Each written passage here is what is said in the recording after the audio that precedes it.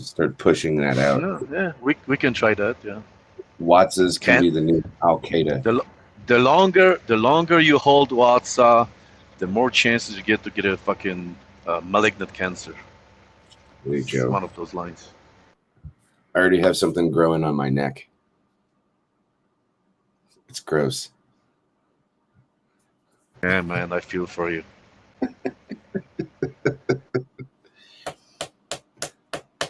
So what's up? What are you guys talking about? I got beckoned into the room, so I figured that you guys had something you wanted to talk about.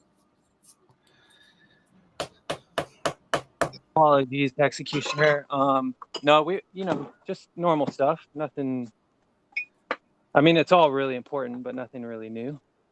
Of course, it's all really important. It's always important.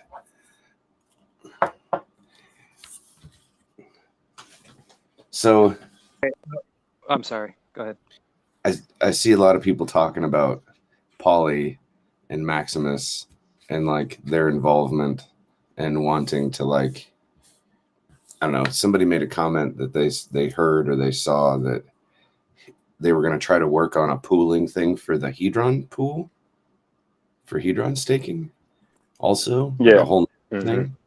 And I'm just kind of like, come on, man. Like your whole initial thing from the very get-go for pooling in the first place was to save gas costs because of the S-load function on hex stakes for very long stakes. That made sense. It provides, like, it fixes a problem. It provides a service. I'm down with that. That's cool. But when Alex made the Hedron and the Icosa staking, it does not require the S-load function. Therefore, your gas fees to end the stake are going to be just about as much as it was to make the stake, regardless of how long you have it. You can have it for 30 years, and it's still going to be just as cheap as it was to end as it is to make it. So it doesn't make any sense to me why they want to continue to not make their own fucking project and go do that. For fuck's sake. The fuck out of here. No, It's I called feel you on restless that. fingers syndrome. This guy just can't stand still. He has to be busy.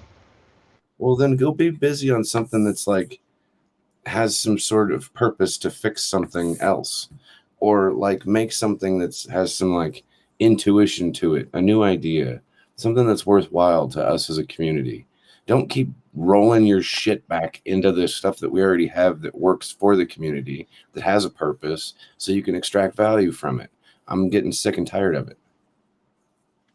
Maxi, cool. The derivatives, fine. Poly, I'm fine with that. Going any further into protocols that don't actually need any assistance, they were just built, they're brand fucking new. You don't need to be getting into that stuff. Go make something on your fucking own. Go do it on your own. If you're a coder, if you're a developer, and you're all these things, and you want to show people and go online and do all this shit, then go fucking do something. Go do it. Quit riding on the coattails of everybody else's projects and go make your own. I think he likes the spotlight. Man, could suck my fucking dick. That's what he can do.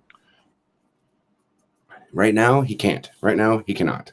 He keeps pushing it any further, and I'm going to lose my fucking shit on every social media platform that there is. Dang, you're pissed, executioner. We're here. Well, We're here for you, man. And I'm not really pissed. It's just the suggestion of going even further that now before I was cool. Now it seems like a deliberate attack. And Alex hasn't said anything. Alex is really super nice. Maybe we should call. I mean, yeah, they're riding on the coattails essentially.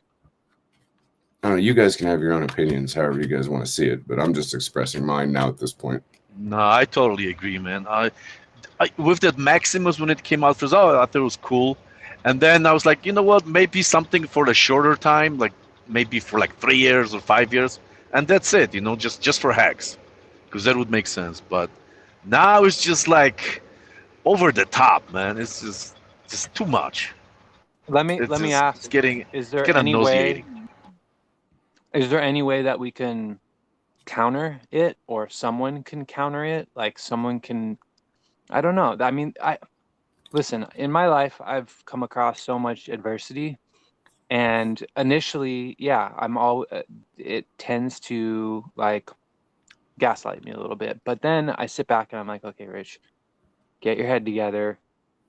How are you going to pivot? How are you going to turn this into a positive? So that being said, is there an angle that we're not looking at this, like even with this Hedron thing that I don't know about there, like, is there a way to turn it into a positive? Is there? Well, I mean, here's the problem. It's a lot of garbage is the problem.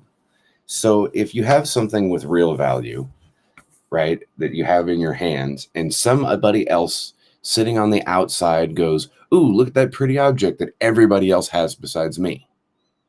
I'm going to make another pretty object that has zero value, but I'm going to tell them that it does all these fancy things and has just as much value, if not more than the shiny thing that they're holding on to that I don't have. So I need to get that shiny thing out of their hands because it already has value. So I'm going to do that. I'll make a thing that says, hey, you idiots, give me all your shiny stuff while I give you this piece of shit ain't worth nothing, but I'm going to convince you that it is. I'm going to add a lot of stuff in between the thing that already works just fine. And then you have to worry about contract risk. And by the way, you don't get any options or any choice of what you do after you give it to me because it's now mine. We're going to do what I want to do with it instead. So you just do this to them. It's stupid. It's totally stupid. But like, okay, here's another question would be like, is there, like, relating it to legacy finance, is there something that we could compare it to and maybe gain some insight as to the same kind of approach that these guys are doing towards us? Like, has it been done? Has that kind of thing been done before? Or, is there an analogy that can be drawn to help people kind of see, or even themselves see? You just send people with suits after them.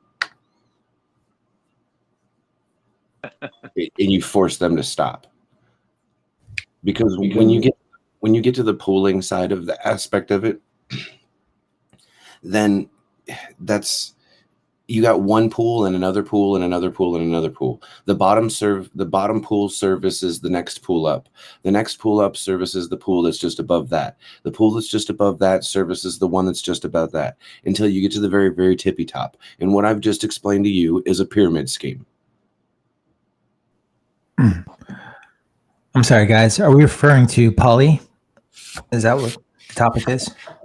Well, I mean, it's I guess the generalized purpose of what they're doing is kind of what we're talking about.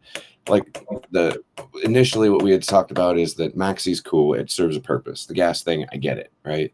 The derivatives for shorter time periods than the 15 years really kind of works against themselves because gas really isn't much of an issue as you shorter those lengths of time.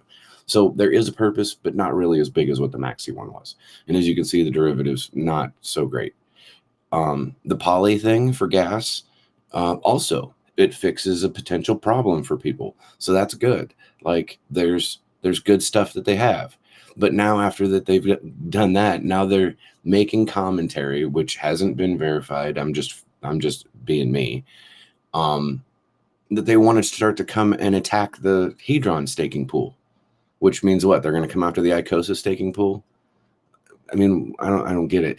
They should go help other communities and try to adopt them over to our stuff if that's what they really want to do, instead of attacking our own stuff over and over and over again.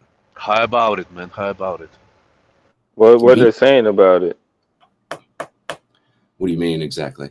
What are they saying? I was just saying, as far as attacking the staking pools. How they doing that? Well, I mean, they're already gonna kind of be doing that in the first place, right? Like they don't have their main positive reason for doing a lot of the stuff for the pooling is just simply gas fees. If you're a smaller guy and you feel like you're left behind and you don't have the option to participate because gas fees are going to push you out because it's expensive, then just give your shiny objects to us and we'll deal with all the work in between. And you can get paid later in the future for doing that. Yeah, Fine. third parties. that's great. Whatever. If that's what you want to do and you want to convince people to get involved with those types of things, even though we teach people not to be involved in those types of things, then whatever, fine. But you want to start coming into the Hedron and the Icosa staking pool thinking that you're going to pool up another pool of people so you can extract value through the pool position, the pool percentage of what you hold, then whatever, that's fine too. Go ahead and do the thing, but you cannot come and say anything about it's going to do anything for gas. Now you're not fixing any possible problems that could be there. Tell me what the possible problems of Icosa and Hedron staking are. The possible problems of Icosa and Hedron staking, in my opinion, is that there's no HSIs coming through to be liquidated, to cause for the burning. If there's none coming through that have a bonus on it to give bonuses to the Watsa pool when they're actually turned in. So wouldn't you guys see that as a direct attack on our protocol anyway, just with poly? Because they're not going to use them. They're not going to turn them back in. That isn't their purpose. The reasons when Alex first made it and said that the buyback function is there to give you the option to be able to turn your HSI in and maybe win it at a future date was incredibly intriguing to a lot of people, regardless of the fucking gas costs. So they turned those things in thinking that they were going to have a shot on being able to actually get it back with a little bit of competition.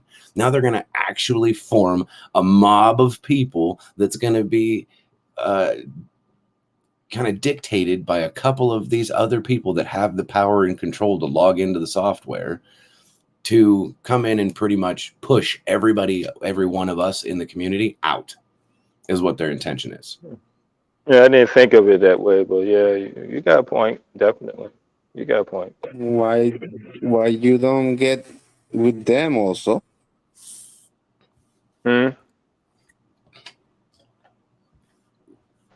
What would be the so I was asking them before, these new ones, those 3, 7 years old, whatever, trios and luckies and stuff.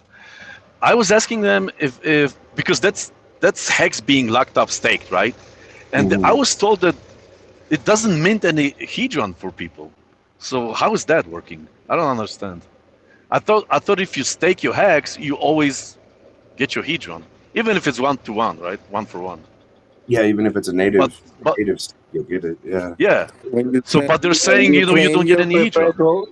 No, when you claim your perpetual, you get your Hedron part also, but you need to wait to the stake ends. Yeah, I would think that would be the case because otherwise, I mean, like, they're not going to convince anybody that the Hedron. I was asking them, like, a couple months ago when they were talking about it. You will go with your ticket. Imagine your Desi ticket. Okay, here's Desi. Give me my hex. Give me my Hedron. Yeah, just like how Maxi is, just in shorter terms. I mean, it has to be that way. They didn't really like change. I think people are against Poly Maximus because if you have a big bag of Hedron, you don't want to compete with 2,000 persons. I understand that, but what can you do, man? Sure, Who gets most Hedron, who pays it wins. Who got the most paid. There were many people previous to the launch that had this understanding that they were going to have the ability to actually compete. And now you want to sit here and fucking tell me, well, if you can't compete, you can come over here to this thing. That might be a direct reason why you're not going to win. You're not going to be able to compete because you have a big monster of a bunch of people from the community that decided to do this to themselves, to cut their own heads off. Oh, why? I don't have a big bag. Then I don't have 100 t-shirts. I don't have 10x bonus. How many HSIs did you turn in to the buyback function to be involved with the protocol? Since you couldn't have any of it, maybe three, 4. Okay, did you have intentions on being able to actually go back and get them with your not very much Hedron that you had to be able to not get them back, obviously? You didn't plan for it. There's people that did. There's people that did. I'm not thinking to get it back. Like, there's plenty of time. There was 90 days, 30 30-day payment windows previous to when you made the decision to turn those HSIs in to give you multiple paychecks, multiple times in period to buy lots of cheap-ass Hedron to give you the availability to compete in the first place. See, there's a way to play the game. And then you just have some other people that come out from the outside, which is fine. Like I said, this is fine that they're doing it. I couldn't get 1 billion of Hedron for $200, bro. I couldn't. What? Well, of course not. Nobody can get a billion Hedron for $200. What is the suggestion for that? No, when it drops, how much it costs the billion Hedron? When it drops all time low. Is that what would be required to be able to win your HSIs back that you turned in as a billion Hedron? Not mine, but at least to buy at least 1, 2, 3. I'm not thinking to buy all of them. I don't want to buy shit for other people. I come into this thing so I can be able to gain the advantage on myself. Having these pooled things really kind of takes the power from the individual. And that's just the way it is. Socialism. That's so true. I agree with you, Executioner. That's so true. It's the third party. That's the whole reason we created crypto, was to get the third party out. I don't get it. Like, yeah, I'm with you. Yeah, and if it was only for stake Hedron, like a big pool for stake Hedron, you will agree on that? If it stakes Hedron, I don't give a shit. There's protocols to burn the shit, so it doesn't. Not only is it not diluting the pools, but it's not even any sell pressure because it's now burned and gone because we packed the motherfucker with so many HSIs. I agree with you all about the middleman, about the executor. I agree with you with that. Do you love socialism? Because if you do, Maximus is for you. No, I don't know. Socialism. I come from a socialist country also, and you should respect it, I think. And I'm in this project of Maximus because of gas. Congratulations on surviving. Yeah, I'm surviving. I'm trying to make my wellness also. I survived too.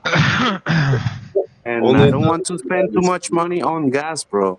That's all. You don't want to be the handle of a socialist environment. You want to be the spearhead. Those who are the spearhead don't seem to have a problem with it. Those who are the handle do not like to be the ones that are paying for the spearhead to be so happy with socialism. And it takes a million people. I'm talking about politics, man. I'm talking about not paying gas.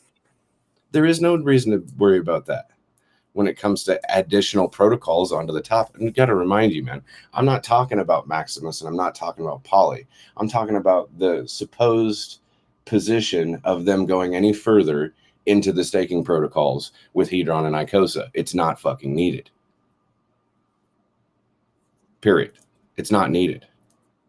There's no product market fit. No, exactly. So for them to continue to keep doing that, it seems more like a direct attack to me, is all I'm saying. Yeah, all he's gonna do is piss off Alex, and then Alex is gonna come out with some new shit that's gonna just kill all that shit. Yeah, I'm just waiting for Alex to come up with something completely new that's not even dependent on anything else. Like, you know, his product is dependent on Hex's performance and what people do with Hex. If he comes up with his own, man, that will be a fucking... I'm gonna jump all over it. I don't think Alex is finished yet by any bit with with this Hedron and Icosa. I think he's just letting it roll. He's going to be back with something. Definitely. I wonder if there's a way that these guys are doing could somehow be protected against without hurting the ability of sharks and whales to become involved. I don't know. I'm just trying to think outside the box. I don't know. I don't like to be involved in communities where the bigger players are not incentivized to stay. Right? Like it's I don't know, man. Having a CEO. Sorry, bro, Executioner. I don't want to attack you, but I think the maximum stakes, it has a lot of money inside on it. And if you call that socialism, it's good, man. Almost $15 million is put it on there. That's great. And they're attacking a protocol that has over $30 million locked in it for our community so they can extract it to their own. yeah, I do have a problem with that. We're playing the same team. We're all over Hex, man. Sure, you can say that. For now, Fact remains, though. you can say The that. fact remains, though, I would say that, okay, the pooling, just like Executioner said, the pooling is like, that makes sense. But going beyond that, where there's no benefit, and they're like, their foot in the door was pooling, and now because people gave them an inch, they're taking a yard from maybe unsuspecting people that don't understand the implications of having their hand held. Well, and then like the whole thing about the gas thing. So they wanted to be, they wanted to be the savior. They wanted to wave the white flag for everybody to come over here and you're safe. And then they go make a water protocol so that way people can donate, so that way they can pay for all the gas that they consume, that they're taking the responsibility to paying for everybody else. So now they're going to make the community pay for all the gas that they're trying to get you involved with, so that way you can save some fucking gas. You kidding me? Come on, guys. Come on. Yeah, what is that? What is that And do you water think that protocol? this like the protocol can bonding? be It said, intervened by a it security? said something Or about how like the bonding curve on that water protocol shit like was the best they've ever seen. Did you notice? That was Axis Alive's comment on that, and that was the first time I seen it, and then you just mentioned it, so yeah, that's that's kind of weird. Yeah, I don't know. What am I missing? Is there something I'm missing? Something changed today? No, Joey, you know all about it. The Oh, water okay. protocol, the suggestion that they want to come after the Hedron staking and the Icosa staking pools now. You ever hear of the saying, bite the hand that feeds you? Yeah, that's what's going on here. I'm getting chewed up. Yeah. I mean, yeah, everyone can make their own decisions. I don't mean to make you pissed off, Zexican. That wasn't my intention. I'm cool with you. I really like you, man. Yeah, I like you too, man. Like that wasn't my intention to like get people all pissed off and shit, of course. Like I'm not trying to sway anybody's opinion for what they want to do. I'm just trying to meet the reality of what it's all there for, and like what the purpose was, and how we can be possibly losing sight from that. How you were lied to, pretty much.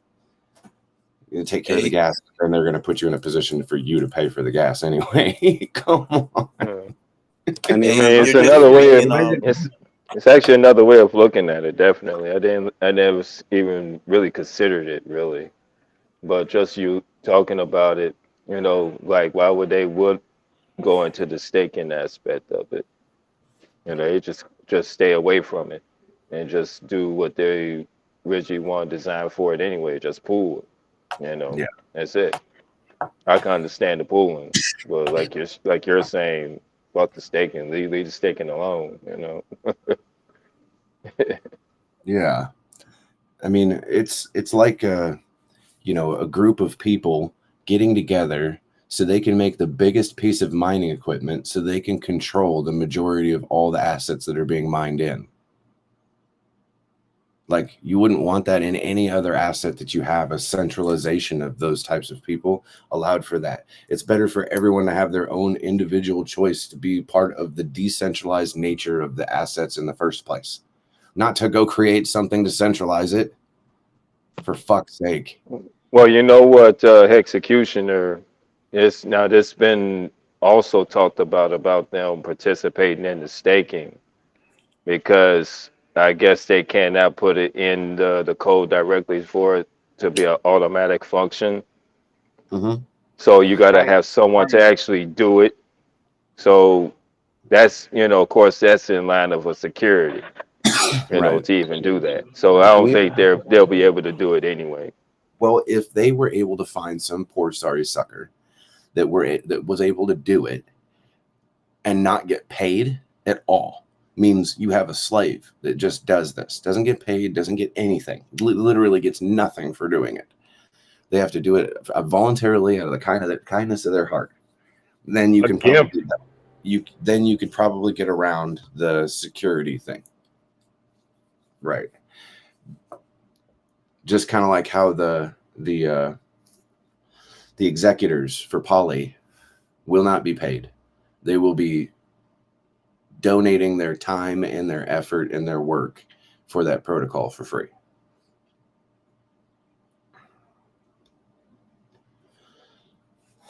And their loyalty and their possibility of not screwing over there's so many risks. There are so many red flag risks when it comes to that Poly thing that it took me about 30 minutes of talking to Dipcatcher, and I decided, no, sir. Nope. Not doing it. That's funny. I'm looking at Axis Alive's tweet where he says there's 2,357 hex stakes with the 10x Hedron minting bonus going for sale on the 13th. And my comment to him 3 hours ago was, I hope you leave some for those of us who want to do the work for ourselves. Nah. That was great. Well, I mean, us as a community should feel a certain way about it. We should. Like, we shouldn't just be all accepting of all things, not all the time. Maybe it might be unjustified to maybe behave a certain way at first until we get a better light. But it's better to have all the lights that we can and make a judgment as to whether it's actually good or not, whether their pursuance of continuing to keep making these things into our protocols for our communities, for them to keep pushing their way into it and taking power away from us. We should have opinions, period. We should. And therefore, like the gentleman earlier, Zetzikin, actually like giving his point and his point of view as a community member of us, like that is incredibly important, right? To get all of this stuff out and talk about these things and jive them out and see where we sit. Is it good? Is it bad? Could it be good? Could it be bad? Like right now, I'm fine with what they've done, but the suggestions of what they're about to do is not okay with me, and that's it. If that Polymaximus in the future is intervened by security, it will have a problem because of the middleman. Well, what about the legality of pooling assets together in a group without having legal means to do such things? To have like the licensing or certifications to be able to gather people's money, to be able to utilize it like that. Why did Richard even mention it? Huh? He mentioned Hedron. He mentioned Maximus. He said it's okay. People building on top of X. He said it's okay with that. Mm-hmm. And look at all the stuff. Look at all the stuff that the Hex investment group had to go through. You know how much paperwork and how much bullshit that they had to go through just to make a group of people that have significant amounts of money to be able to gather together in just a group of 10, just 10 people, so they can avoid all the legalities from the SEC. You think Maximus has figured it out with thousands of people? I doubt it.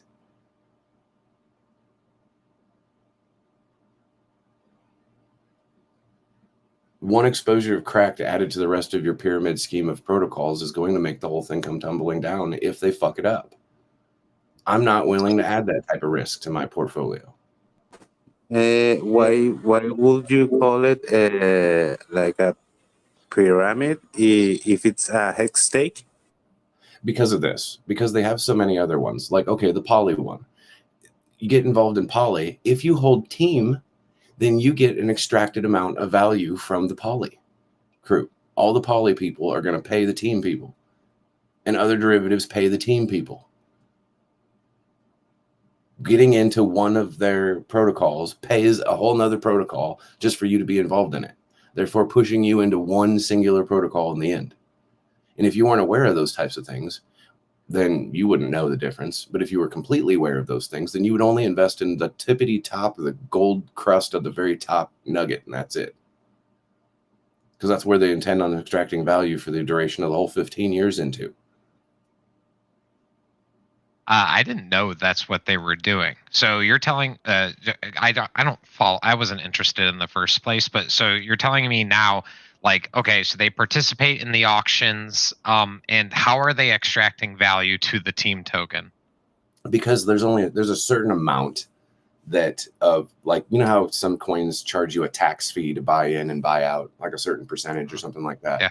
Like they do the same thing, but that certain percentage gets paid to the other pools on their reward scheme on the way out. They get 30% of all the poly. They get 30% of all the Maximus. It's in the code, right? Yeah. They get 30% of all these things. So it pushes all that asset when everyone cashes out and redeems. There's a certain amount of it that goes to the other staking pools.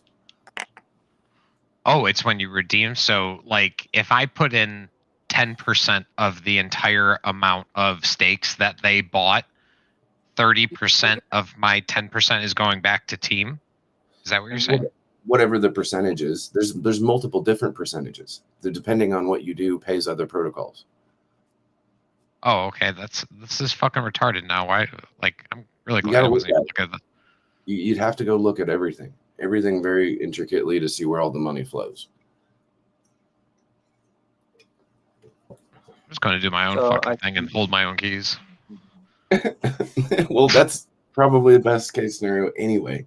But I mean, if such pooled protocols do help you in some sort of way as an individual, then I don't fault you for wanting to be enticed to go use it, obviously, right? Because we do know that there's a potential gas issue with Ethereum for those big long stakes.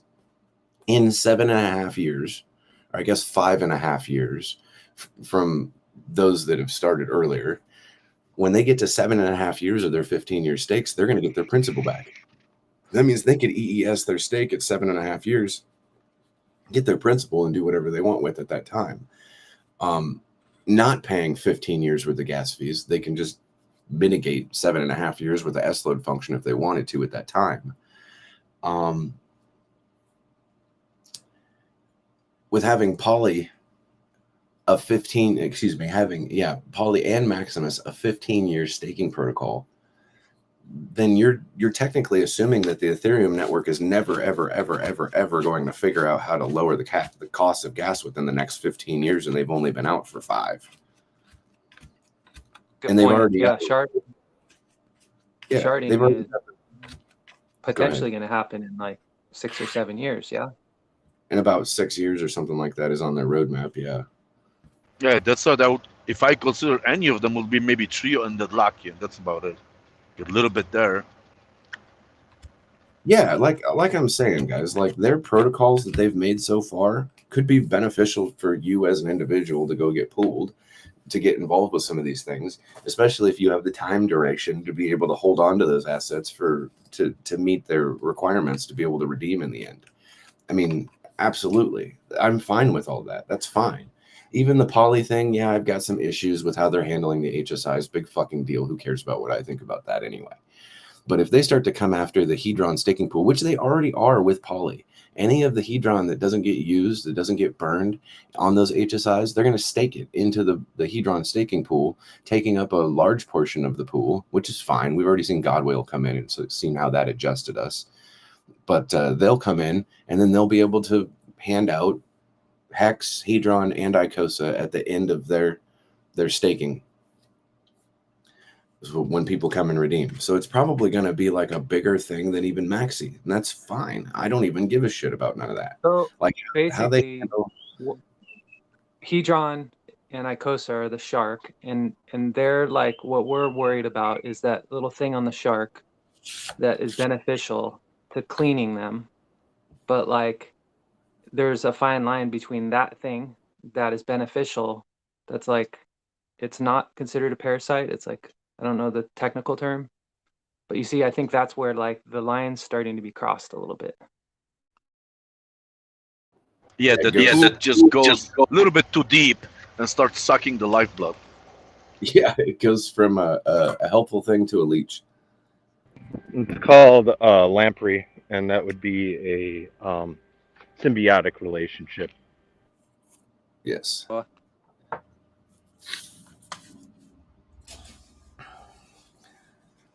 I don't know. Appreciate you, Executioner, just like enlightening us to the possibility of harm. you know. And I think you putting this message out is good, and hopefully they hear it. Well, I mean, I would rather people just think for themselves as individuals and don't let the new shiny objects fool you, I guess, in a certain respect. Like, the issues in which they say are a problem may not actually be issues by the time it becomes relevant anyway. So It may be just as much boredom as it is shiny object syndrome, you know, where it's just bear market boredom. Like, people are just, it's like they're still wanting that feeling of euphoria that a bull market gives you, right? But like, yeah, like it's, I don't know what I'm trying to say, but I don't you know, get the Ray. general I idea. think I want to people is stay relevant chasing by hook or crook. chasing shit, bro. People is chasing Dodge, meme coins, stupid coins. That's what people do, man. They're not doing like we are doing right now. Very true. right. Referring to the shining objects. You get it? People just waiting for Elon Musk to tweet something to pump their fucking back.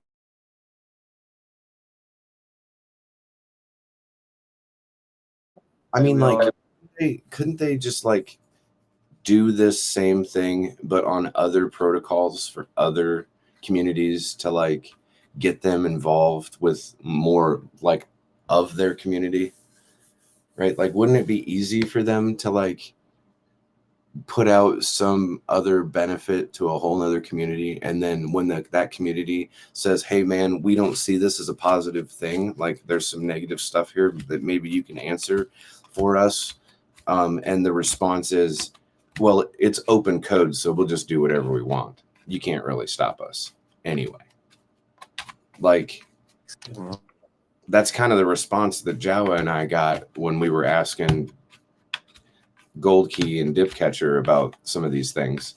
They were like, pretty much like, fuck you, we'll do what we want. Really? Whether you like it or not. Yes. Really? That sucks. Yeah. So, I mean, it comes a certain point. I mean, even after all that, like I'm saying, like, yeah, some of it might be good for certain people. I have to understand that for certain individuals that it might be beneficial to them. But I wouldn't want to promote something that's going to fail in the long run. So I'm not going to say that it's good and you should go do it and da-da-da-da-da, because I'm not going to have that on my conscience. They can go ahead and have that shit on theirs. That's fine. Not to say that Smart is good. Thanks for your opinion, Executioner. Thank you for the information also. I kind of forced it on you guys anyway, so thanks for listening. I guess. Tuition was like, okay, we got to invite Executioner. We got like 25 people in here without him, which is pretty exceptional. And yeah, thanks for just like putting that on our radar, because it's really, it comes down to just education, you know, and these are new things we need to be aware of. Yeah, you're just speaking on what we're all thinking.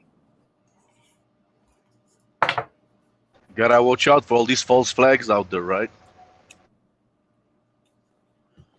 Well, I mean, okay, so the Maxi protocol thing, like, there's some things that I can nitpick about it, I guess. But there's so much other garbage outside of our ecosystem that are tantalizing us to try to get involved with their garbage. And it's like, the one thing that rings very loudly in the back of my head is there's 15,000 altcoins on Ethereum, maybe more than that now. And 95% of all of them are rug pulls, or have been proven to be a rug pull in one way or the other. 95%. Think about that.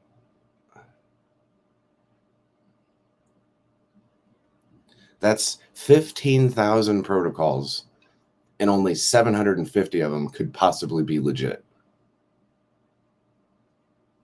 Wow. Yeah. So it's not out of the ordinary for that kind of shit to occur. Exactly. God forbid that you compromised your wallet and didn't know it, and then when Pulse Chain launches, your everything's gone.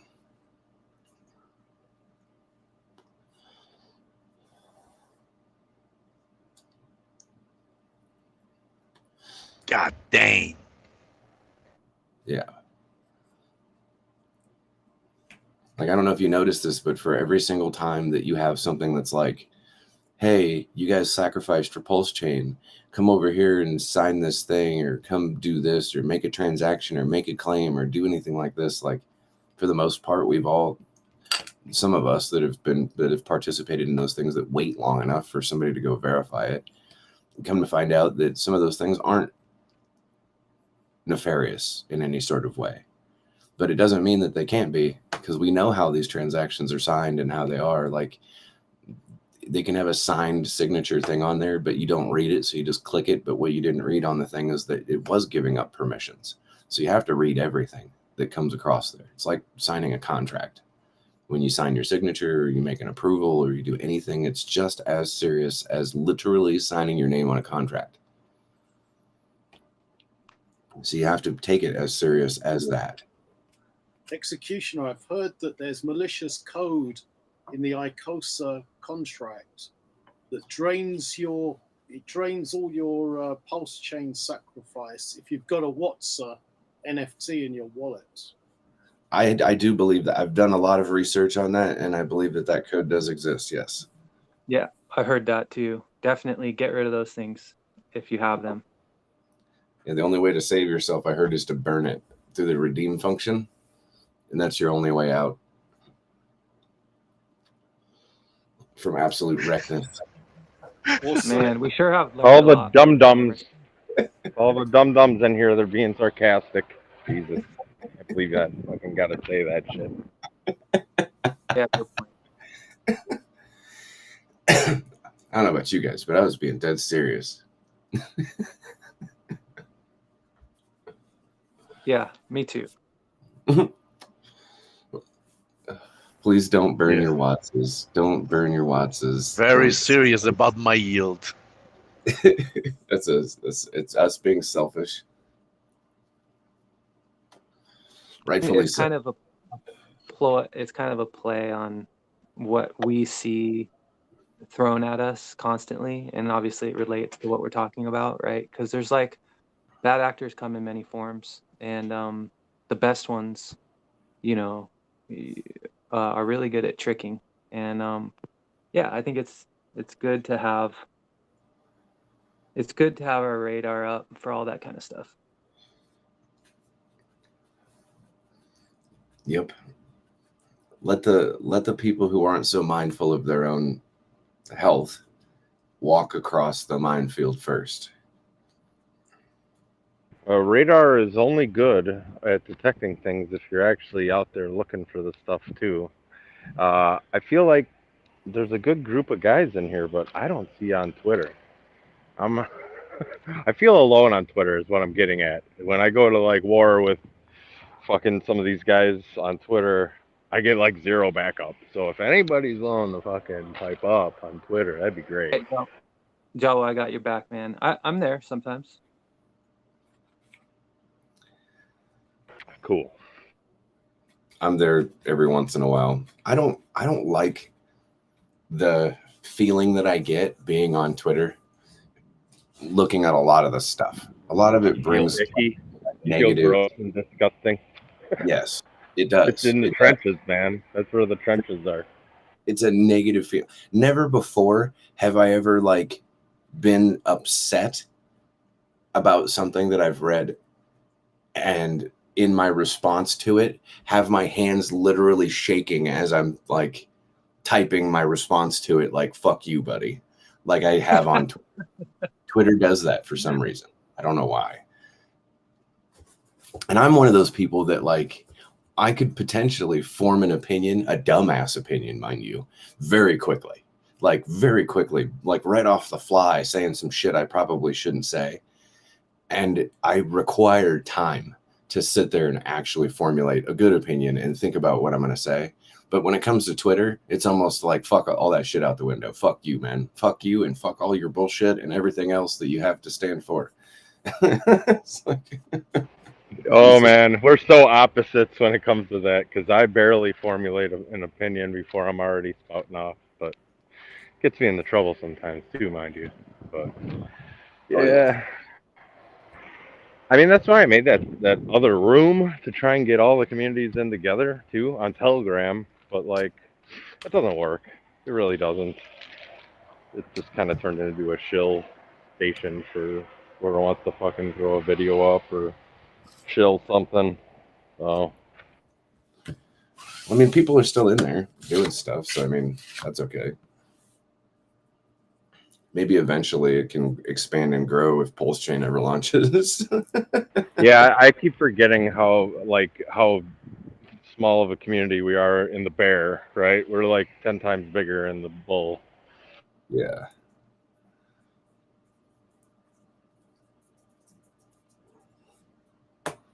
Yeah, we still have yet to have a bunch of people come out of the woodworks when the market decides to change pace.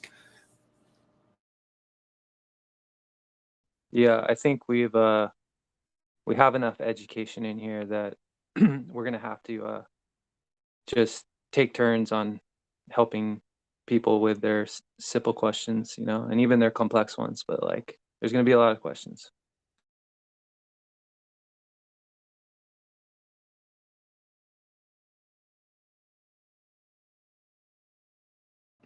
Yeah, I've seen that a lot of you guys have stepped up a lot in answering a lot of the questions, which is greatly appreciated. I mean, the end game, I feel like for me personally, is like just taking what I've learned from you with liquidity and hopefully, you know, becoming a liquidity provider for I think the hexahedron pair and then maybe the Icosa hex pair. Those seem to be the ones that in my mind are like the most attractive. Yeah, as far as being safe, yeah, for sure. As far as like volume and things like that, sometimes it's lacking because the stabilized pairs actually bring the most volume through. But as more people have more assets like the Icosa hex and the Hedron hex, like when people start moving Icosa around a little bit more, that I think that you're going to have Icosa, Hedron, hex, Hedron, and hex Icosa pairs that are being used a lot more. There'll be a lot more volume going through those, especially as hexagons start to realize that instead of market selling their hex, they can just, without slippage, use the buyback function, get Icosa, and do other things with their assets other than sell. I mean, they can sell across both liquidity pairs too, but I'm noticing that, but in the process of them going to sell their interest that they got from their hex stake, that generally they don't end up selling as much as they were intending on doing. Like most people, when they get their interest, they sell the whole thing and they keep their principal and they restake. But now they're taking their interest, they're selling a little bit of it, and then they're getting involved in these other platforms that keep the stickiness around.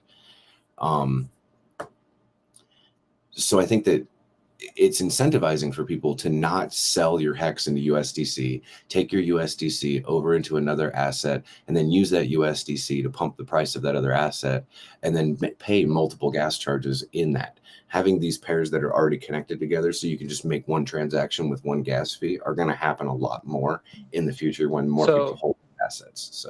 So yeah, the trend for liquidity providing could be going in that direction if as people become more educated. I like the idea of less risk to impermanent loss with those pairs. Yes, me too. Me too. It definitely attracts my eyes over to those pairs as well. Especially knowing that you are the determining factor as to, you know, how, depending on how much liquidity that you are adding in there, you could be the reason why the router is using your pair for the 24-hour volume in the first place, because it sees that there's just so much liquidity there that it can get better deals for the user that's using the Uniswap front end by using your pair. So it will. Wow. Yeah. So, I mean, as long as you know exactly what you're doing and how to, it's almost like the Google thing. How do you manipulate the algorithm so that people can come to you? That's kind of like what the router does too. The higher the liquidity value is, the more the router is going to dip into your pool and use your assets to pay you I've more done money. a little bit of website design just for my own personal, like I'm definitely not a website designer, but I made an attractive looking website and it functions really well. And yeah, I dipped into the SEO stuff just a little bit. And yeah, it's interesting, just like the basically like tags or information that you put. So if it's searched and then it's like like the order, and then there's a lot more to it, I'm sure. I just started learning about it. Was it an informational query type of site that appropriates information based off of your query? Yeah, it was connected. It was probably like a DApp or something that was integrated into Wix website provider or hoster. Nice. I'm just thinking back about my first computer was a Commodore 64 back in the 80s. Big 5.5-inch floppy disk where you had to like put it in and then you had to like lock it in and then you had to like do the command prompt to like boot the exe Floppy. file. Yeah. C prompt setup, C prompt run, C prompt install. That's about it. It was all about the C prompt directory, and then you could find out what was there. Yep. That was like a lot of people's first like initial understanding of what script code was. And I really like looking back, I wish I would have got into it. I took a computer programming course for like BASIC and Pascal in high school, and I could have just kept with it and had that be my direction, but never too late though. I feel like I want to dive into it as enough to just make the best website for marketing my own product. That's the best thought process though, is it's actually never too late. Like you don't have to be a youngster to be able to figure out how to run and do all those things. Right? Like you don't have to be a youngster to figure out how to be an electrician. You don't have to be a youngster to figure out how to be a software engineer either.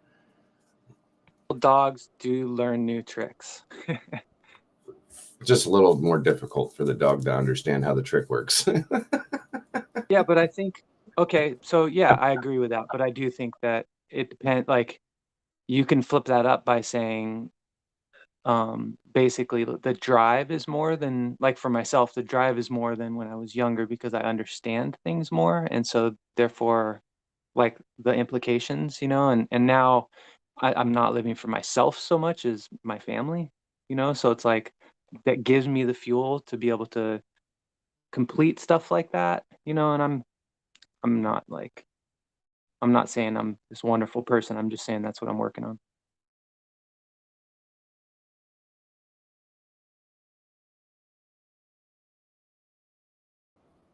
That doesn't really surprise me much with you. I mean, you seem like that you were at some point in time a different person and learned your lessons the hard way like a normal person would, and have changed yourself to be more of a communal mindset to know how the positives that come not just for you but for everybody. You may not gain the largest advantage, but the fact that everybody gains an advantage is good enough for you. Thank you, Executioner. That's a wonderful compliment. And yeah, I feel like I've lived lifetimes within this one. So it's good because then it just gives me more perspective, and then I can really be like, okay, I'm not my thoughts. Like I'm much more than that, and I don't have to identify who I am with my thoughts, and so therefore I can let go of thoughts that don't serve me. And that's a big one. That's the best way to be mentally healthy, at least. As soon as you establish and understand that your own thoughts that do not make you are your own worst enemy. And I think most people realize that. They just don't like take it as serious as they should. It's like it's life or death, really. It's and not death in the sense of like I fear dying, like I'm not afraid of death, but I definitely 100% am afraid of not living. Ooh, that sounds like a Top Gun quote. Something Tom Cruise would say. Yeah, that's where I got it from.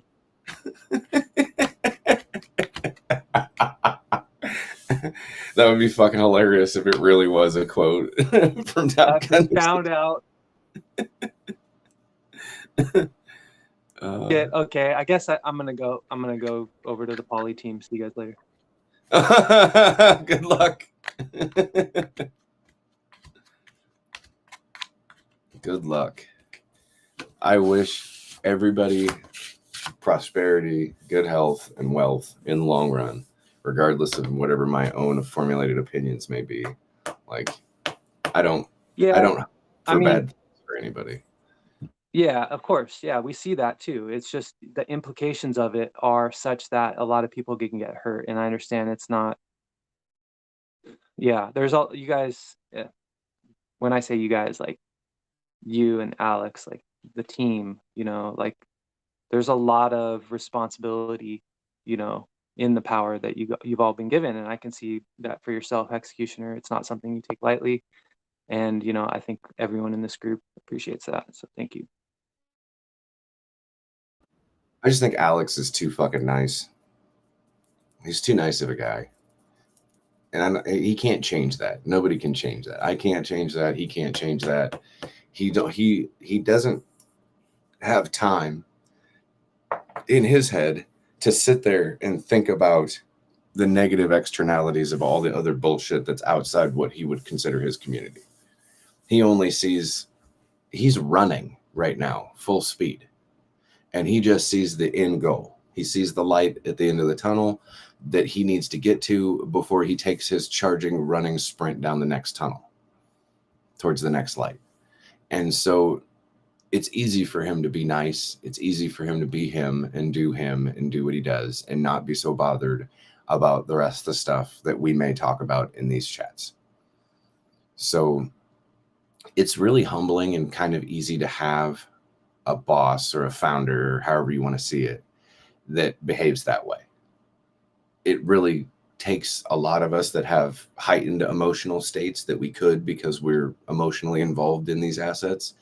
And it kind of puts us back down a little. It knocks us down a little bit, which is good it's good, right? It doesn't allow for like cutting off certain people or certain other communities altogether just because of some sort of bad behavior that had happened because, Right. life goes on, shit happens. But you wish he was more street smart or something like that. Is that what you're trying to say? Yeah, I guess like having some gangsterness to him would be kind of nice, but I mean that's just not him. That's just not him. So, You kind of bring up, like, I could make an analogy between Richard Hart and Alex in the sense that Richard Hart, I don't know if you guys know about human design, but it's like takes into account the neutrinos in the universe. It's basically like a more accurate form of astrology. And I don't know if I should even say this because you guys don't understand maybe the context, but I'll try to explain it the best I can, which is, like the old leaders of the world, or the leaders of the world currently are like what are called manifesting generators. So they tend to push and get things done with force. And then you have like the new leaders of the world, which will be more projectors, where they're more sensitive. It's almost like maybe like if you've seen the analogy of like this or the comparison of an alpha male versus a sigma male. Maybe that's kind of like Richard Hart and Alex. So I think ultimately, it's good. Like maybe the poly team will have a U-turn. I don't know. I'm hoping. I don't know. I mean, if I might find some benefits in it. Like if I was really, really busy, if I was Alex and I was like, I got all this shit that I'm already making. And the community's like, well, what about this? And what about that? And what about these other things? And my answer was, well, if you guys want these things, then you guys can just go out and build them. You go out and build them, and then you'll just have whatever it is that you want. And if I have an opinion on it, I may or may not say something about it. right? Or if I don't like what you made, then I'll just make my own version of it later. Like that's great that we have so many. I mean, come on, guys. Like our community is fucking awesome, right? Like just the acknowledgement of that, and people just started building, right? All these front ends and all this data and all this stuff. And like, we all knew that like data had to happen first before you can have a front end to be able to allocate any information to. And now like there's just stuff sprouting all over the place, which is pretty cool. The Maximus guys doing their thing, like it just is what it is. There's nothing that we can do about it. And Dipcatcher's right. Like it's open source code, and if he's smart enough to make it, then he can do whatever he wants. It's up to us as a community to make that decision, whether it's good, it's bad, it's neutral, it's whatever, and then just do whatever it is that you want to do. The only way that those things will be successful is with our participation. It's nothing without us, right? Right. You can't allocate a head honcho without any people. And that's what ultimately it's going to be okay. Yeah. Ultimately it will. And the whole entire time, Alex was right. So do I want Alex to change at all? No, not at all. Do I wish that sometimes he would be on like my side and be like all hard-headed and a bull every once in a while and just say the word fuck every once on occasion? Sure, of course we do. I think all of us want that a little bit, but that's probably not what we're going to get, right? If Alex sees something that he finds not positive or destructive in some sort of way, like he doesn't need words. He doesn't need to come out and expose his position on the way that he feels about certain things. He can just go build the next thing and be like, look, guys, look what I can do, without any words being used at all. Yeah, that I can see that. And yeah, that's a interesting way of leading. I like it. Well, I mean, would you rather have the leader that sits on the back of the carriage while the rest of us are tied up to the reins pulling the carriage while he has a whip and he's just whipping the fuck out of us? No. Or would you rather have the leader that's in the front with no whip, with a cigar in his mouth, pulling the reins so hard in the cart that you realize that the job is now easier for you? And you don't mind pushing and pulling on this cart for as long as that person's there, because they're showing and giving the effort that you would consider a leadership role, leading by a good example. That is Alex, leading by a good example. Richard Hart is doing the stuff that does go against the grain. Like, to please 1 million people is impossible in the first place. So everything that he does is going to be shock marketing, no matter what it is at this point. Somebody's going to have something to say. So, I mean, he's got his position. Alex has his position. Dipcatcher and those guys have their position. And we have our roles to play as investors and speculators and community members. And I think that we're all doing a pretty good job. Now feeding back into the monster and like trying to, I don't know, cannibalize ourselves is obviously not the best thing that we want to have happen. And I'm not suggesting or saying that we do have that situation happening, which I don't see. I don't see that right now. I see everything very positive for our ecosystem right now. But, hopefully this bear market boredom thing doesn't lead into a situation where we are starting to cannibalize ourselves instead of expanding and growing our community outwards and getting more involvement from outside sources, that we just try to extract value from ourselves while we're sitting here doing nothing. It doesn't make any sense to do that. So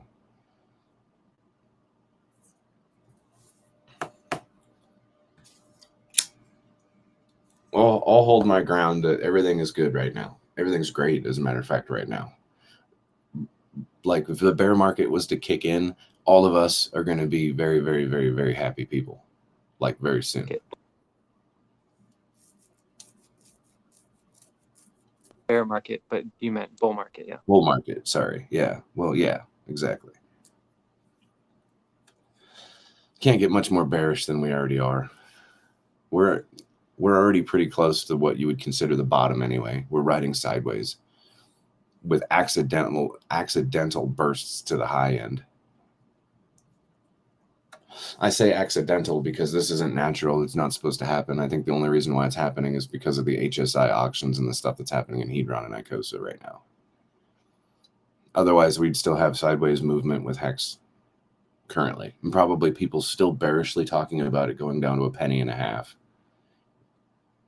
Which the longer it goes sideways at 4 cents means that the chances of it going down to $0.015 is getting more and more slim. Not for a long term, maybe a small dip, but not for a long-term hold down there that you have an opportunity for weeks and weeks and weeks to buy at $0.015. I think not. I highly think not. I agree that the support that Hedron gives and Icosa gives to Hex is there. I don't know how else to put it. You can see it. You can see it in the charts. Like I said, I even called it an accidental bump up in price, just because of a little bit of acknowledgement, a little bit of involvement. If we were in a bull market going on right now and these things were to happen, it would be green candles all over the fucking place. People be shitting themselves. Yeah, Crispy was showing on his Hexfire site the amount of Quattro Cincos that were created after Hedron, or was it? Oh no, excuse me. It was obviously when Icosa launched, and it was definitely a big jump. Well, even when Hedron was launched, there was a lot more 555s created because people realized that they could now, especially people who were older that didn't have 50. They weren't going to speculate on their own lives for 15 years, let alone crypto's life for the next 15 years. So they weren't ever going to make a 555. But as soon as HSIs were made, I had lots of people that told me that they were happy and having the understanding of how to handle a 15-year stake and the fact that they can take it and sell it whenever they want. The buyback function, now we have the buyback function that has a buyer always, all the time, a buyer, no matter what you do for those HSIs. You don't need a marketplace anymore. Right. Yeah, that's huge. That's like, I remember the first time understanding that, I just wanted to scream it from the top of the building. And then I was just like, I tried to kind of do that on Twitter, and I looked around and I was like, oh, a lot of these people don't get it, you know? So then I would just go out and I'd plant seeds in the different threads on Twitter where, like, to Johnny Chaos, and I feel like I opened his mind to Hedron and Icosa a little bit. You know, I could see the effect at least a little bit. And so that's kind of my approach, is to just make those comments, plant the seeds. Johnny is an odd one, though. Like, you can have a conversation with him, and he'll make you think that everything is sinking in. Like, his conversation will even ride with yours like he is getting it. And then, like, a couple weeks later, he'll come out with something that suggests that he didn't listen to a damn thing you said. So I'm just kind of confused about him. It's like he's very easily swayed. Like, his mentality may possibly be very easily swayed by the opinions of others. Therefore, when he is talking to you, you have now swayed his opinion over to your side. But then when he goes and talks to somebody else, now he's on their side. Right? Like, he doesn't have his own opinions. In my opinion, he doesn't actually have his own opinions. He just parrots what other people say to be like the guy that's liked. But it seems like he has his own opinions because he's so flamboyant about some of the things that he says. But I think that he definitely waits for trigger signals from other people that he would consider big as he is or bigger than he is. And then he just rolls that out onto Twitter all over the place. Kind of like what I would do for Jawa. If Jawa was like going off on something and I kind of agreed with what he was saying, I would roll it out like I absolutely agreed with what he was saying and be flamboyant about it and obnoxious about it. Tell everybody about it, which I think is what Jawa was actually asking for. Roll out, you know how like somebody says something to Richard, right? And then you got 1,000 fucking hexagons rolling in onto Twitter, fucking making it so you can't even read the thread anymore. Like, yeah, the negativity doesn't even have any substance because there's too much other space in there of other people saying other shit. So I mean, I think that, you know, Hedron's young. Icosa's a baby, just brand new. Hex has already been rolled out, and the majority of all those people are Hexicans. So I think we have a good chance of building a community over a certain period of time that any of these assets, if anybody comes after them, then it's it. That's over with for them. Right now, we don't even have like people from the outside community like looking at Hedron and looking at Icosa. And even if they did, they've got nothing negative to say. That's it. They're like, do you guys hear people going around talking negatively about Hedron and negatively about Icosa for the most part at all? No, I don't. And I'm involved in a lot of rooms with a lot of negative, nasty motherfuckers that are Hexicans. That that's same here. I agree. Yeah, that's kind of, it takes a certain perspective to kind of see what's there. It's almost like the shit that's right in front of you. It's the like obvious stuff, hidden in plain sight kind of thing, where I think a lot of people, they don't see it, but like we see it, and then we understand the implications of it. And it most likely is going to play out that way to like, hey, we were right, Well, I think the guys that collect data also, that like actually make websites that collect data, also see it.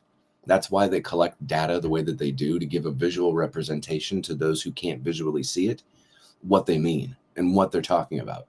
And it also gives them backing to the validity of their feelings and their opinions on the reasons why they were collecting that specific data, right? So you can take data on Hedron and Icosa and compare it to Hex also, or take it and compare it to anything, or somebody's opinionated response to something that they may or may not know what they're talking about can be validated based off of that data alone, just period. Look, this shows everything here. Like, move on, please. Like, Hexicans have already figured out how to play these games, and they've already went ahead and created all the statistical analysis and data that it takes to be able to get the new people in without a whole lot of fuss, and muss. That's true. Like, look it's like demining the minefield. So it's like all the questions, all the whatever, the doubt, right? You already have an answer for it because you've already asked the question to yourself. Yeah, I mean, like, speculative talk is fun. Like, we like to talk about aliens and conspiracies and shit like that. But I mean, that's just fun. When you have actual data that suggests something isn't an opinion or speculative, then you have something to work with. Like, when Hex went up from like 10 cents to like 22 cents or some shit like that. Like, yeah, I feel bad for anybody that was being onboarded at that time, knowing that it was towards the top of the market. Now, hindsight being 2020 is fucking, an odd thing to deal with. But the relevance to it was when you were able to show somebody your staker app and be like, look at all this money that we've made in the last 6 months. Like, you don't really have to do much talking after that. They pretty much damn near onboarded themselves at that point. So just the data availability of just showing them charts and showing them other things, like, you didn't need more than 10 minutes to onboard somebody that had money. Unfortunately, it takes an hour or 2 hours or 3 hours just to try to wrap one small little actual technical thing around somebody's head that doesn't have money. Right. And we'll take the time and effort with those people too, to make sure that they understand what's going on so they can become a bigger player over a period of time. Community is ridiculous as far as the amount of data and statistics and just comparisons. It's so freaking cool. It's so above and beyond anything else in crypto. And that's just like, I think maybe sometimes I myself lose sight of that. And then maybe I have a little bit of doubt, but like ultimately, like, that's not the truth, because the truth is, and it remains, that it's the best community in crypto. It's the best code. It solves the most important problem, which is savings. How do you save money in the best way possible? Like, that's the foundation of money, in my opinion. And so we got that going for us. And yeah, it's pretty unreal. I think we're gonna look back on these days and just be like really thankful that we're in. What I think is funny to like envision, how Godwhale moved like 1,000 ETH a week ago and then pumped the price of Hex like by a penny and a half or some shit. and then you watched Icosa go from, what was it, $1.10 or some shit like that to $1.70 or $1.60, $1.80 or some shit like that. Just insane, right? Imagine the God Whale every time that he went through the front end to purchase the hex to pump the price, that, you know, he's in the Hedron staking pool, right? So he knows how much Icosa that he has, and that as he watched hex get pumped up by half a penny, he watched his shit, you're right. his amount of money in Icosa just go fucking insane. So I'm sure that he was like, oh fuck, look at this, look at this, look at this, you know, just like chewing his fingernails or her fingernails, watching every time that they hit the button, their Icosa amount of dollar value just shoot it through the fucking roof. And that had to have been exciting to watch actually happen. About a 40% rise, yeah. So a penny and a half hex wasn't a 40% rise. So is that ratio fairly typical of what we'll see, or is that just kind of the first one? I don't know. I don't know. Like, we can't say what's typical and what's not because it's different values every time, and the timelines in which it actually happens from the God Whale is not exactly concise. Like, it doesn't just happen over. You know, you can't predict it. You don't know. So no, I'm speaking in particular to just like the hex price going up that much, and that being relative to the price going up in Icosa. Yes. If hex 500x's, then Icosa will 500x. Very least, right? Isn't there? Yes. There's a ceiling though, right, on Icosa? Yes. The ceiling price will 500x, if that makes more sense. I'll just put it that way. Right. And we're how many X's away from the ceiling price at $1.40 right now with Icosa?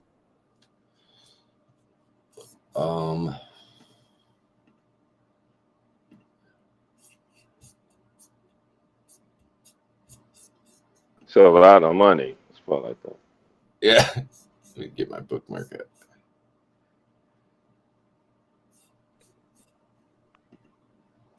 Figured I'd relate it.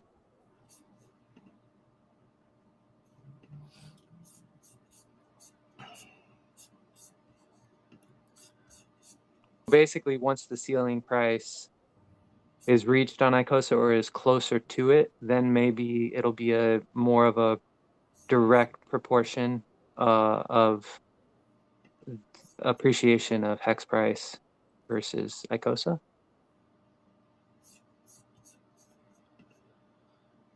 If Icosa goes up, you know, excuse me, hex goes up 10%, then Icosa will go up 10%. But right now it's not that way. It's like hex goes up, what was it, 10 or 15%, and Icosa went up 45%. Yeah, it's just because it's going to be more volatile in that respect, and then it'll die right back down to the same ratio. Plus the ratio to supply also that's available. Yeah. A lot of moving parts.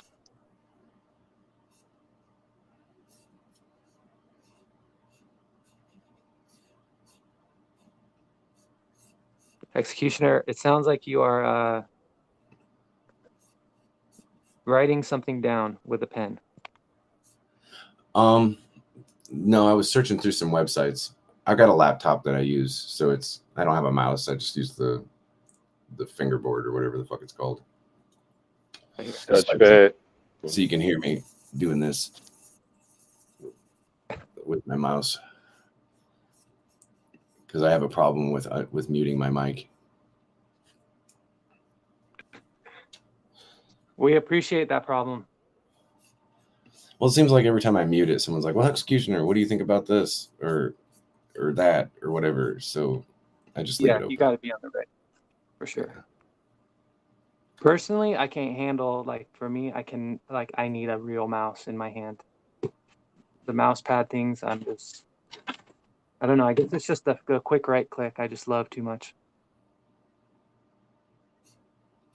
What site is that, Rich, that you just posted for the thing that tells you the ARB meter between Icosa and Hex? Hold on, let me find it real quick. I have it up here somewhere. Is that on Deck Screener? Something like No, that. somebody made it. I can't find. I had it up. I thought I bookmarked it, but through my you guys hearing my what sounded like chicken scratch was me trying to search for it, but apparently I didn't save it. It's Hex Model, hexmodel.com. Oh That's yeah, not the one. Huey made that, isn't it? Was that for the HSIs or something like that? No, that can't be it because it's not what he posted. You guys see what he posted here? I'll re-forward it. It's this one. That thing. That's not Hex Model. Yeah, here it is. There it is.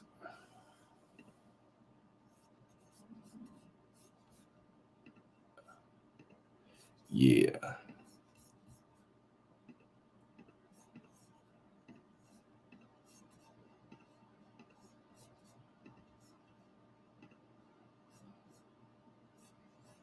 The sexy looking thing, man.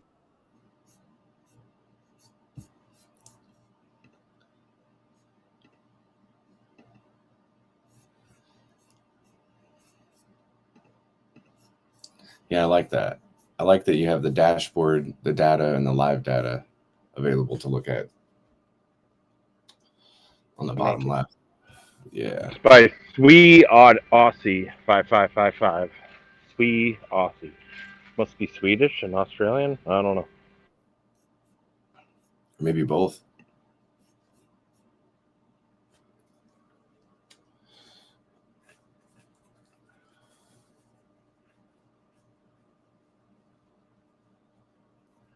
We all sure like our purples and blues, don't we?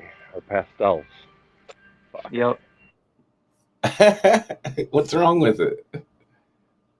Man, I just think the Hexagon color palette is a little, at least something to be desired for my own taste. I think for people that are into like chi balancing and like auras and The royal. yeah, like so hex colors actually represent from like the feet or the feet to the midsection of colors. If you were to a lot of people don't consider the feet an actual color, they consider the pelvis the beginning of the color structure of energy. The root chakra. Yeah, from the root up to the like from the red color to the gold would be the representation from the feet to the midsection of your body and the energy structure, and then from the fuchsia to the blue to the purple would consider from the midsection to the top of the head to the crown of the energy colors and the structures. So you cover all energy structures, all wavelengths, all everything through the colors that are represented through hex and pulse chain. Yeah, mine is green. There's no green in the two gradients, but yeah. And what's interesting about fuchsia or pink is it's the color of ether. So it's really interesting. But or aether, whatever you want to call it. Same thing. I'll send you a cool video or two, Executioner. You ever listen to Crow 777? No. Oh, well, you will after I send you this. And those guys are cool. They really talk about some high level, high vibration, cool stuff, man. Yeah, send it to me. I'll take it out. I'll take a look at it. Come across that. I watched your other. Because I. Sorry, go ahead, Rich. My bad. Just saying, I've come across that Jawa. I'm just trying to find it. I have a link here, my friend's account where I can sign in.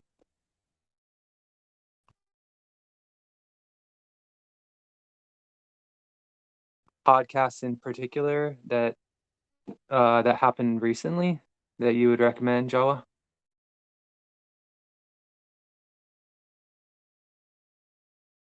Hold on, I'm trying to find the number. The free ones on YouTube. You know, they'll do like their first hour on YouTube for free, and then they'll you know, if you want to get into the rest of the conversation, then you got to go to his website or whatever.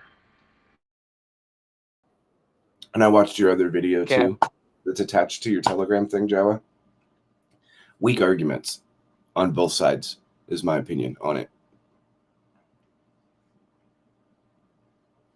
On both sides. Not a good video.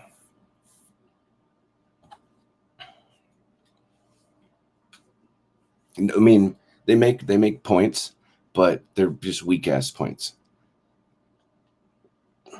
One person suggests a lot of opinionated things with no factual analysis or data to suggest such things, and the other person does present a lot of factual data based off of knowledge that's been purported through books and stuff like that. Nobody actually structurally did anything or made any sense during the video to actually like solidify their side, in my opinion. So it was kind of like a weak 2-hour long video to watch. And I do see like they both make good points in certain respects, but ultimately overall weak, pretty weak. But they structured it to be that way. They section themselves to only be talking about certain subjects, and they just spent way too long beating the horse to death, in my opinion.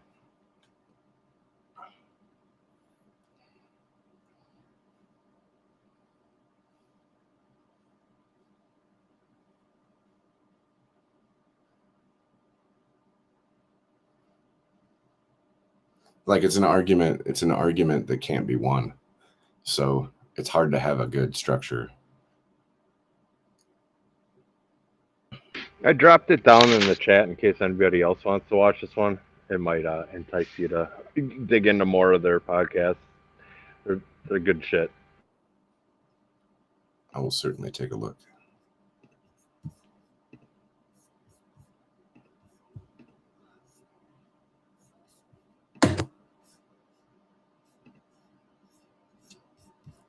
I've already got it queued Episode up. 216.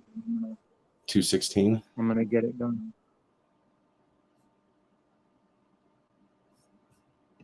Holy crap, they got a lot of episodes. Jesus.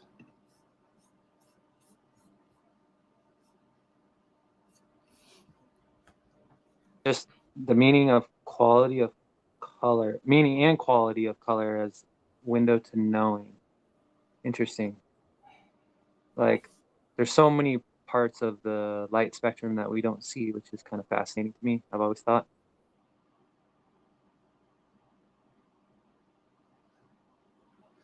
Yeah, same thing goes with sound too, right? So many sounds that you just can't hear.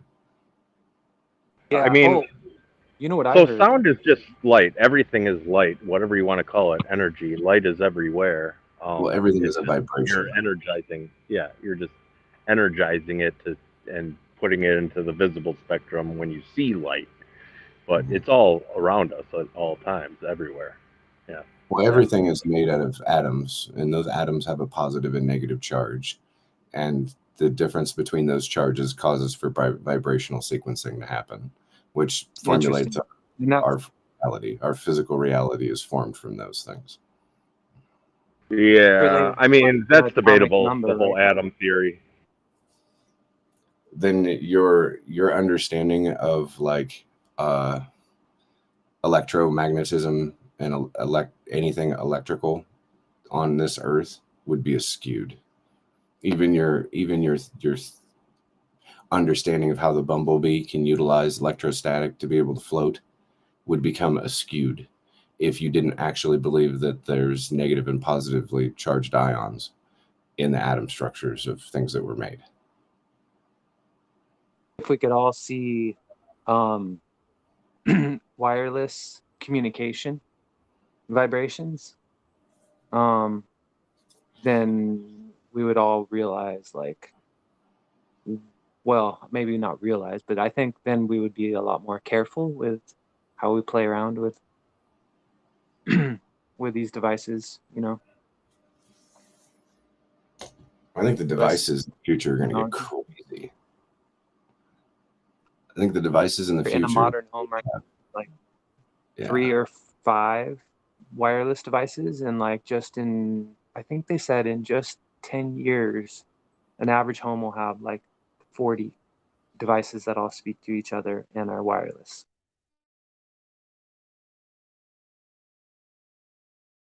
Yeah, and I That's some mean, crazy like, shit. dude, you just take 5G towers, for instance, and all these trees are actually bending away from it, you know, or if you have plants in your house and you have all this Wi-Fi, they don't survive like they do when they're not around Wi-Fi. Yeah, It's all bad for us, absolutely. for sure. Yeah, I guess the problem is it's a cumulative thing, toxin, uh, or I should say a negative effect that until it reaches a certain level, there are no symptoms. And so I think it's actually like there's been likening to um when radio waves first happened.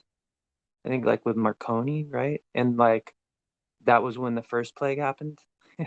And then so-called COVID happened when you know, potentially wireless stuff, you know, went from 4G to 5G.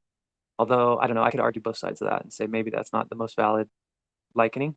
But one thing's for sure, uh it was swept under the rug. The is it the FCC like swept under the rug all the studies that basically pointed out that anything above 10 microwatts per square meter uh damages the DNA structure of our cells.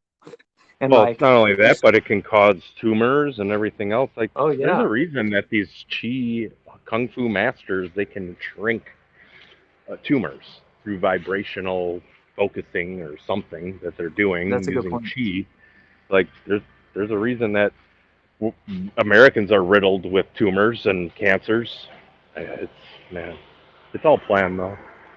They Yeah, want I us all think to our, die. yeah, like our regulations for wireless are like 10 times more lenient than most European countries. So, you know, that's kind of like the dark side, certain dark side of capitalism, you know. But it gets deeper than that, obviously, like as far as just you know, the potential of that kind of stuff. But what the cool thing is, just about like with crypto, is that well, we have the ability to not take part in that and not have wireless devices if we don't want to, and yet we can still gain all the benefits and actually better benefits because then we're not a slave to our phone or whatever, you know, like as far as like hardwiring our home, like on the land that I live on, we don't have any Wi-Fi, and phones are almost always on airplane mode. um, and you know, all the computers, like all my kids and stuff, they get all their information through computers that are wired to yeah, just stay away from all that stuff. And I don't have any of the smart devices, and I'm just playing the side of caution. I'm not chicken little. I'm not saying this stuff's like super harmful, but I do think it's cumulative, and that yeah, if like day in and day out you're not getting a break from that, like it could be as simple as just turning off your freaking router before you go to sleep, you know, if you do have Wi-Fi in your home. So The um best thing but you can do though, because I mean you could turn all that stuff off in your house, but it's also the outside element because that's an unknown factor. How many towers they actually got put up and activated. can Really, it's the most important nutrient to really take for that is iodine. Have a high diet of iodine and zinc, ac- iodine and zinc. yeah, those are all really good, but there's resveratrol that's been shown to protect against like in particular. So like you can take resveratrol supplements. I'm trying to remember where there was some sort of proof on that that's been used in the past, but that's a legitimate thing. I'm a bit of an expert in this field, but yeah, as far as like protecting yourself from the outside, the key is really like all these like little pendants and stuff, they're all a joke, right? The The only thing way is, to I protect yourself is with barriers, and you can actually paint on the inside of your house, 5G blocking paint, and then you ground it into your electrical system.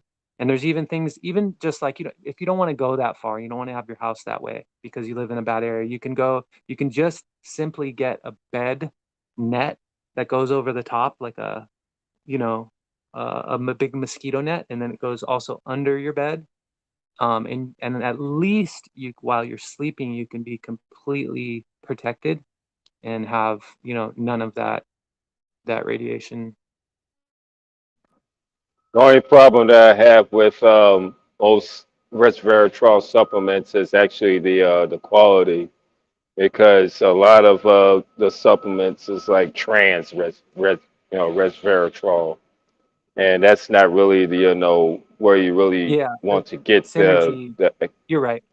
Yeah, you got to make sure you get the good stuff. There's a company, the Synergy company. They make super high quality whole food supplements, and they have the good stuff. I've actually taken pterostilbin. Pterostilbin is what they call like the cousin of resveratrol, but it's supposed to be much better and much more biodigestible. Pterostilbin, they actually found it in blueberries. You know, blueberries blue, That's but awesome. they, Yeah. yeah, pterostilbin is very, very good. Yeah, I think it's important, you know, I mean, I'm not like Chicken Little. I'm not like, oh, the sky's falling, like, oh, I don't walk around in fear. But what I do is I'm educated, and I do everything I can to up my odds, you know? And then everything that's out of my control, I leave up to God. And then I feel like that's myself doing the best, because people can take it too far, you know, and it can be all encompassing for them. And then they're feeding themselves thoughts that aren't good, right? And that's like half of our food is how we think, you know. Maybe 49% is how we breathe, and maybe 1% is what we eat, unless we're eating the wrong things, and then that 1% can turn into 99%. Yeah, it's really all what you believe, really. They says 51% of the battle is what you believe, and that feeds into your soul also, No matter what, and it's everything else that you do with it. it's true. Yeah, no matter what you believe, no matter what you believe to be true, what's the saying? It's like something to that effect, where you're right. You know, it doesn't matter what you believe. Either way, you're right. That's what it is. Yeah. And Nomad Shanty's Confucius quote is pretty similar. It's cool. So yeah, I mean, it's all related. This is all related because it's the commonality that I see with all of us, is that we have these simple like awarenesses of just life and truth, and it's oddly familiar to all of us. It's really cool. I appreciate that we all deserve to be in such a great community, you know, that has a bright future. Yeah, what I do for countering the bad frequencies and bad vibrations is fasting, meditation, and pumping lots of good vibrations into my body.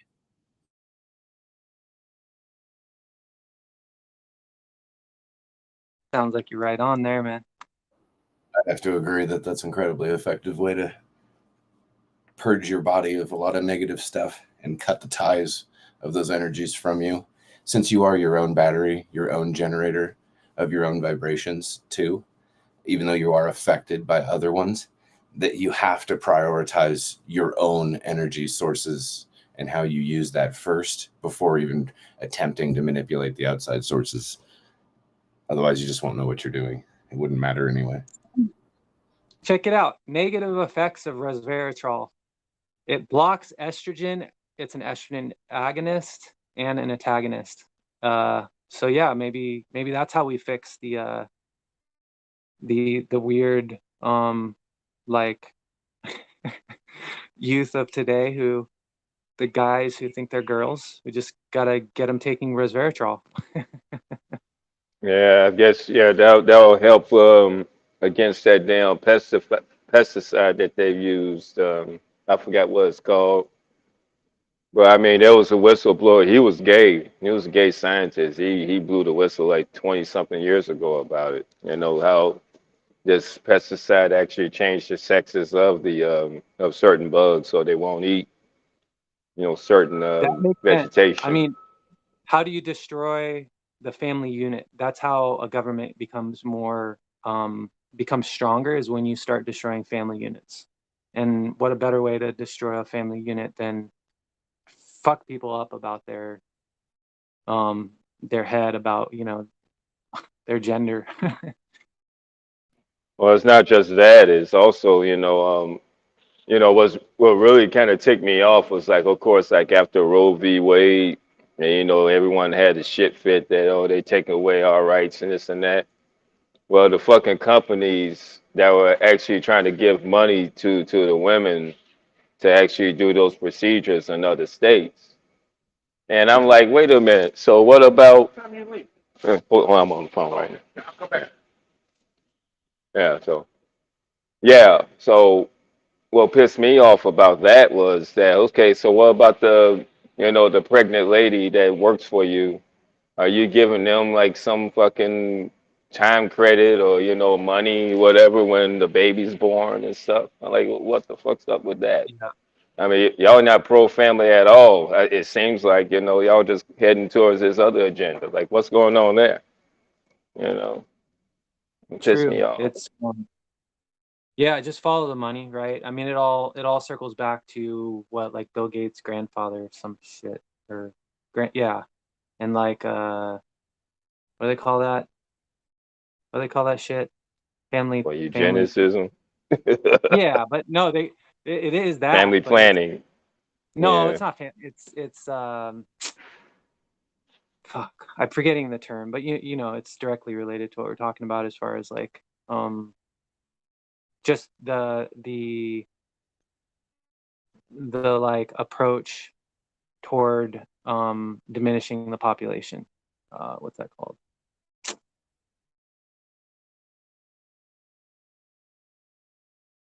What, depopulation? Isn't it like urology or something? Thank you guys. Urology. That's not it, but it's it's yeah, it's a program that the government has funded, right? And Bill Gates' grandfather started it, right? And it was all about reducing the population, especially in certain Yeah, it's subsets climate of the change. population. That's what that is. That's what that is. Climate change. Right? Yeah, yeah. That's no joke though, but it's climate change. Your carbon footprint. Remember that. Oh, right. Yeah, don't get me started on chemtrails and all that, man.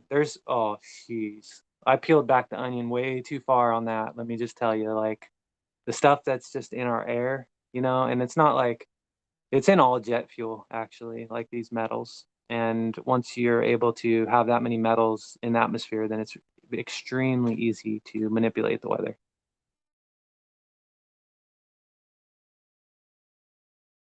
So yeah, they're manipulating the weather to fit their climate change narrative, which furthers their agenda. But they're going to lose because people are becoming more educated, I believe.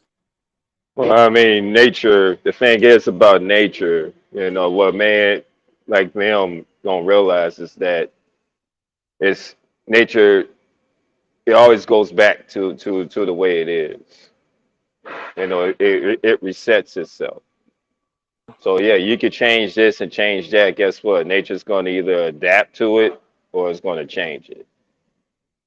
And that's the most unpredictable thing that you know the big unknown basically with these people that don't believe either God or want to play God. Genetic standpoint, the more intelligent will procreate more. And I think that, in a way, it's just a huge IQ test, in regards to if people's bloodlines are getting stronger or weaker. That's my whole big thing that I'm into, is the whole, like, you know, are you passing on better genetics to your children or not? and how do you do that, and how are you not doing that? How are you messing up with that? And it's almost like you got to know what not to do. That's just as important as what to do.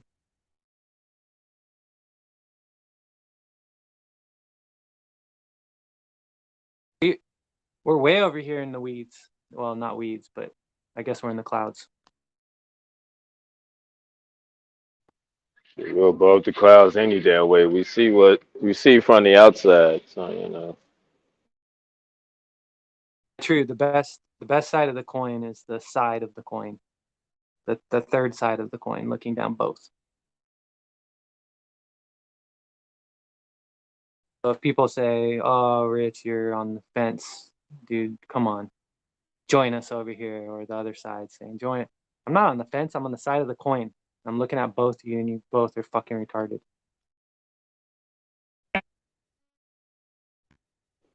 Hey, there you go. That's how you think objectively.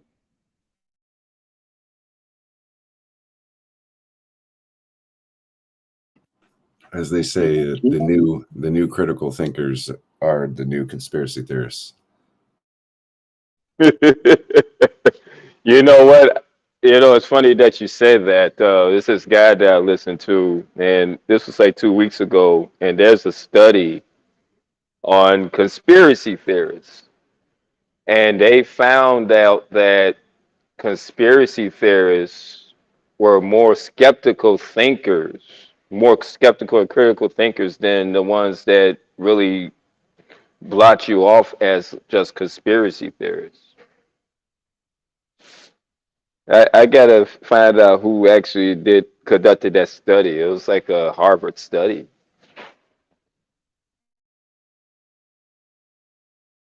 So we think more. Go ahead. Yeah. Go ahead. Yeah. So we think more critical than the other people.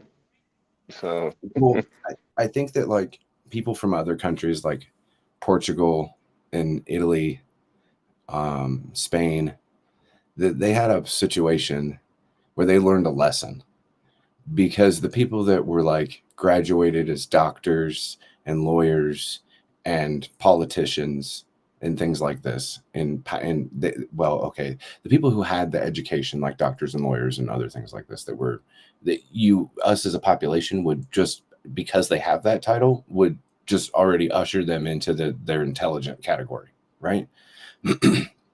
So they kind of fell for that type of thing, is that as long as it was a doctor or a lawyer or somebody that had an educational doctorate of some sort, that they were like allowed to lead the country, to become politicians, to become the judges and the people who ran stuff.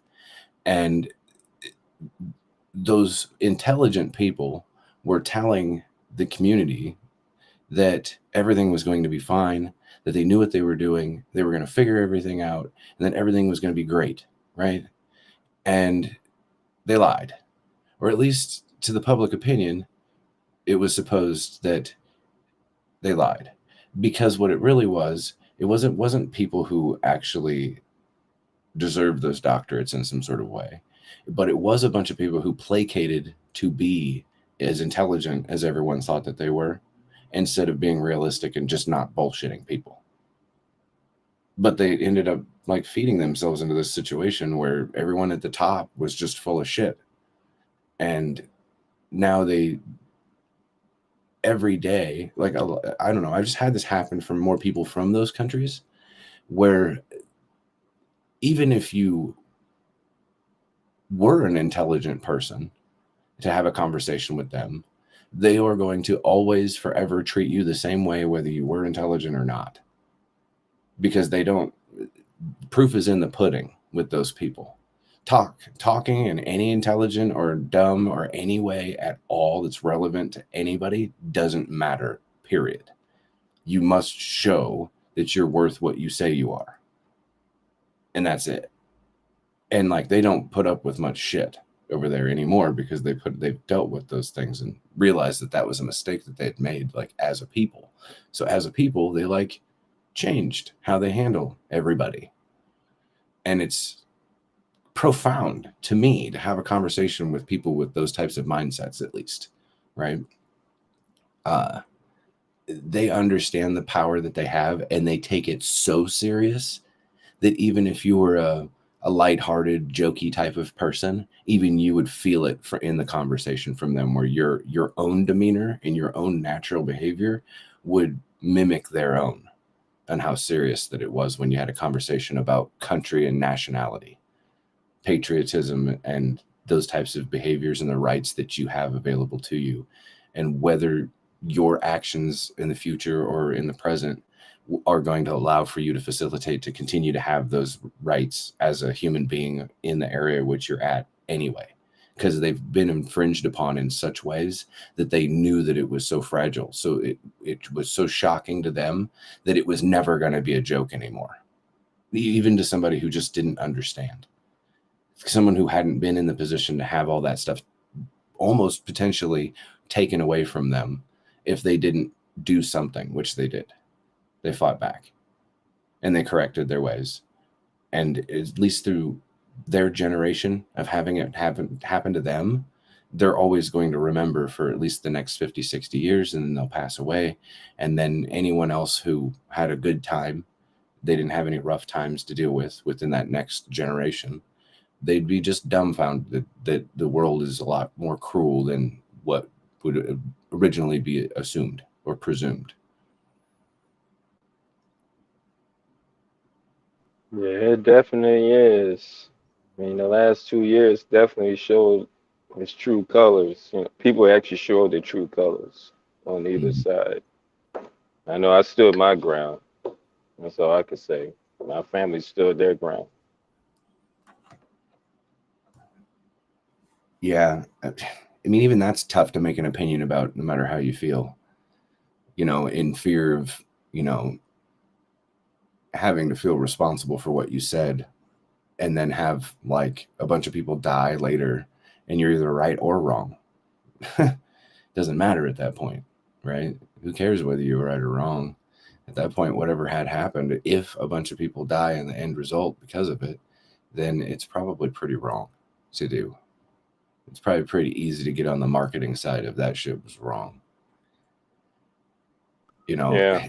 If we were to all know everything, and the reasons why ultimately decisions from the high up of the 1% of the 1% are what they are, and they were to really just literally come out and be like, look, guys, this is the fucking situation. Like, financially, fucked. Food wise, we don't have to be fucked, but on like the path that we're on, we're just going to be like, yeah, we're fucked. When it comes to clean water, fucked. When it comes to clean air, fucked. Like, this other thing might be happening that you're not really sure about, but like when our people are looking up into the sky, they see a lot of things that are floating around, and we can't keep track of all of them. So at any moment, potentially one of those things could hit us, fucked. But we can't like tell it. We don't want to tell you all this shit, but since we have, what the fuck are we going to do about it? What do you want to do? You just want to keep going down this path, or we should maybe get down to the that's wrong part and decide that no good answers are there, and one of them are going to have to be what everyone would consider wrong, but we have to choose one of them to try to reverse this path that we're on, and at least try to make it better for now. It's like, so I guess think of it like this. Imagine that you had a dog that you had for like 10 or 11 years, or a cat or a pet that you loved like a lot, like one of your kids type loved.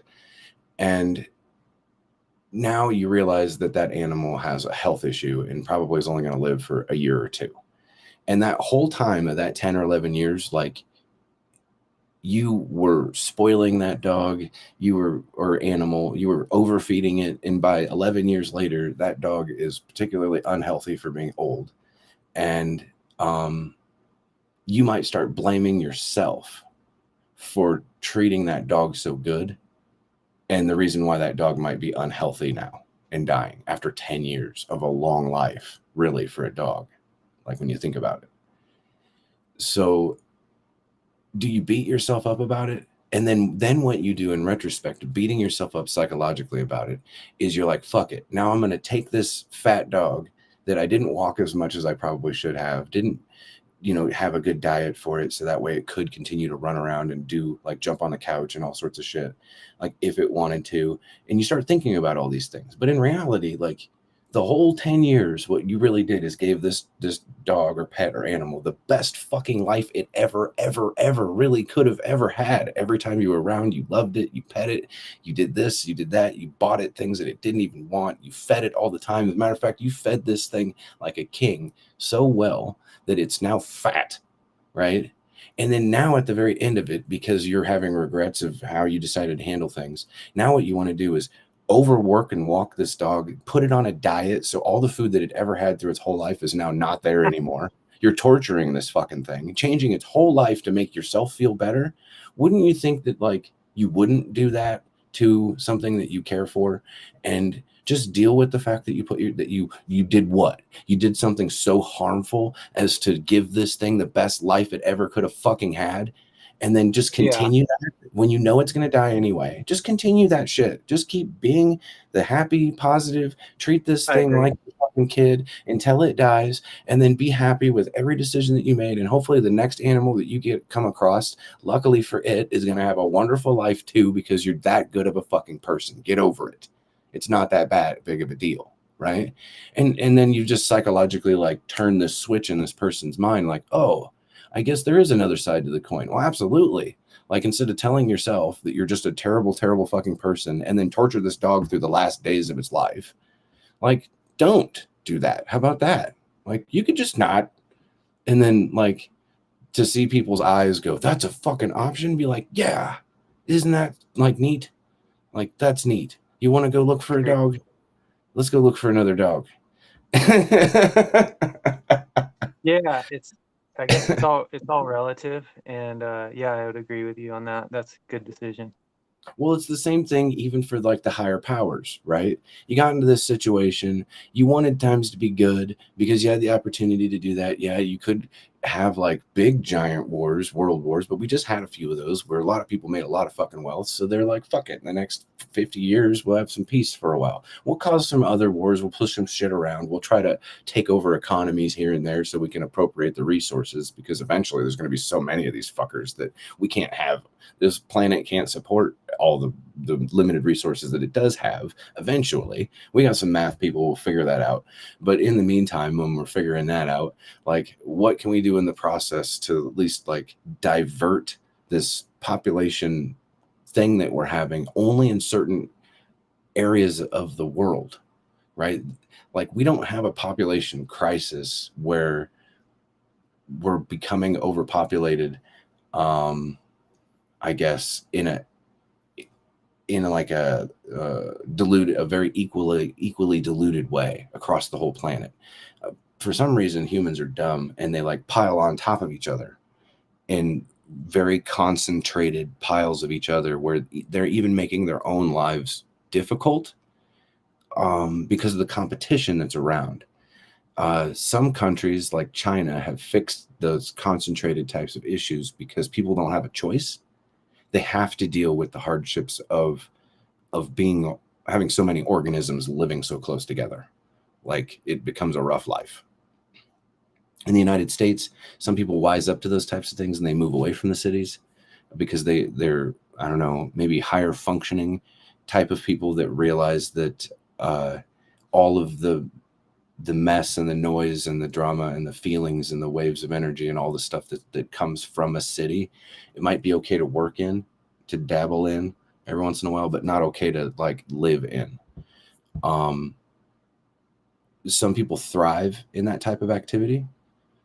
With those types of energies, they really do thrive very well. So I can see why they would be city type of people, because they're some of the more well-developed, maybe appropriating their lineage in certain ways so that they are going to be in the top 2% of the successful people that are actually successful in any genre of stuff that they go into, where cities actually pay really, really good money to have retention to keep those people there. People who move out. Huh? You become that successful when you have your country home. So you got, yes, business in the front, party in the back. Yeah, then they end up doing the same thing anyway. right? Is what if you realize how much competition is above your head,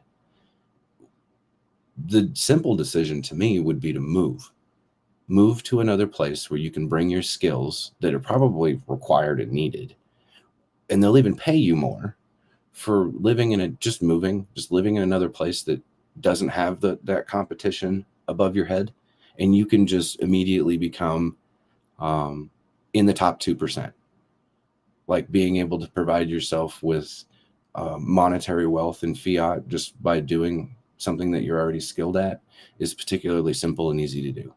You just need to be capable of moving. There's so many reasons why people wouldn't want to move and scare themselves to not following the money, is what I would call it. Follow the money. Like, go to school to be a specialized nurse for 7 years, 8 years, and then realize that the state that you went to school for is the lowest paying state for nurses ever. And you're like, well, I should have maybe taken a look at that in the first place if I had such a problem with moving, because you could just move to Texas or some other state and Like get product paid market fit for a person. Yes. Yeah. And some people miss that whole like thing right off Jump Street, right? Because my family's here and like this. Like, no, you must, if you want to be successful, then follow the money, but do it in the zones that don't have the competition. And there is a vast array of it. Like, not every place you go is New York City. So just don't go to New York City. How about that? Called Yeah. adaptability, and that's what intelligence really lies in. That are you able to adapt into the environment and the situations that you to improve your life? Right. You may be the smartest guy or gal in the whole Midwest. But as soon as you walk into a room in New York City, you may be the dumbest person in the whole room. Just the room. The smartest person in the whole Midwest, dumbest person just in that room. Because it kind of attracts the 1%, 2% of the most successful people. And I don't just mean like intelligent or wealthy. I just mean successful people of whatever professional sector that they get into. They're the ones that get the invites to those places that are the parties in New York City that are actually significant parties, I guess. But it's not a place that you'd want to actually live in. It's a place where you go there to extract wealth, period. So if you can go into the rural side, become a success somewhere where there isn't a whole lot of competition, build your own availability of your skills even further. The availability of social media, you can be in any place on the planet and be able to show your skills and promote and market yourself to a point where you could become a pretty big deal. And then move your ass into where all that competition is. Then go to New York City and take over if you're so bold and the competition doesn't bother you at this point in time, right? Maybe you could be the next person that is the Rockefeller of whatever the fuck sector that you're in, because you decided to take heed in the overall education, that it doesn't stop. That when you go to your main school, main elementary, primary school, and then go to your secondary, high school, and then go to college or university, then I don't know, some people actually, that there's a percentage of people that actually think that they're done, that they're like owed something, and that the work kind of stops after they graduate and it's all hunky-dory from there. And it's like, no, that's where it starts. That's where the whole reality of everything you thought life was starts for you. And that nobody gives a fuck about you or anything about what you have. And that's not what this is all about. Like, you'll learn that over a certain period of time. Usually by the time people get older in age is when they're like, fuck, I wish I knew when I was younger what I know now type stuff. Because then you wouldn't have, and that isn't like so you could take advantage of other people. It's more so you could take advantage of your own stupidity at that time. You wouldn't have bought some of the stuff that you thought you needed that you really didn't need. You wouldn't have been invested or involved in obviously certain things that lost you money and didn't benefit you in a certain way, you'd take advantage of all that stuff too. So hindsight being 2020 is always relevant, something to say, but it doesn't matter if you want to wait to figure out whether hindsight is going to be reality for you or not, or you can just accept that fate and know that that'll be true in the future and then live differently now. Understand why things would be more beneficial for you to behave like now for you in the future later, because you might be there in the future later where it's relevant to you now to behave as if almost you already were in that position later. So that way, when you do get there and you have to deal with the reality of things, that you put yourself in a better position to be more comfortable. That is good advice. Well, that's the same chasing the shiny thing narrative. The present provides you with all sorts of shiny opportunities to do dumb shit that you really like. It's almost too many shiny things to be calculated. Like, should I even fucking, should I just be boring? One of Should I my be favorite boring? One of my favorite sayings is, "What are you doing, Rich?" I say that to myself in my head a lot because I'm always just making sure I'm questioning myself. Yeah. Well, I mean, because I know my own human nature, and we all have it, just like the human nature for greed. It's the same human nature for stupidity, right? It's like we suffer from our humanness, and if we understand that about ourselves, we can gatekeep our lower parts of our subconscious not to fuck it all up. Yeah, and it's tough. It's got to be tough to be able to not forget what the end goal is here, is to try to live a good life for a long time, not a short time. Right. A comfortable, happy life, like where you don't have to question why it's so difficult for you to actually figure out how to be happy that day. Right. Like finding happiness should be easy to do. But it's just not. It's actually not that easy to do. I suppose we have to earn it every day. That's kind of the determination I've come to. I tell my kids, I say, either you choose your own pain and you can be in charge of it, or pain will choose you and you won't be in charge of it. You can't grow without the availability of some pain.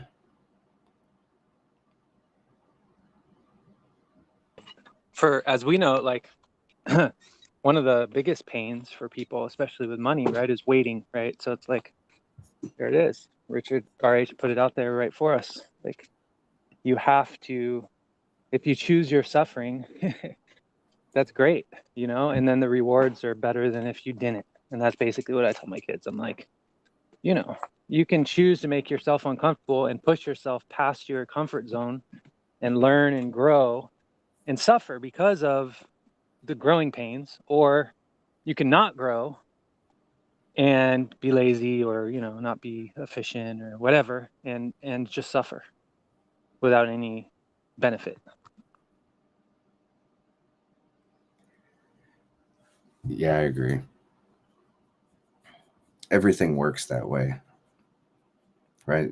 Like if you want to take the risk to get involved with cryptocurrency and make a hex stake, because there's so many things that I've heard that would be like fuddish in a way, right? As to why cryptocurrency wouldn't, whatever. I mean, for as long as I've been involved with it, at least, there's been so many different narratives and takes from other people that come out randomly that are like, what about this and that? And then, you're sitting there being the one in defense of cryptocurrency and the reasons why whatever they're saying is dumb, right? But I've heard all sorts of narratives and things. But if you don't take the risk, then you won't get the reward. Like 0% of fucking around gives 0%. It's that graph. It's the graph again. Yeah. So I mean, for sure, you got to do something. You got to be the one that does jump off the edge of unknowing, right? Because it's always scary. Everything is scary. Like, I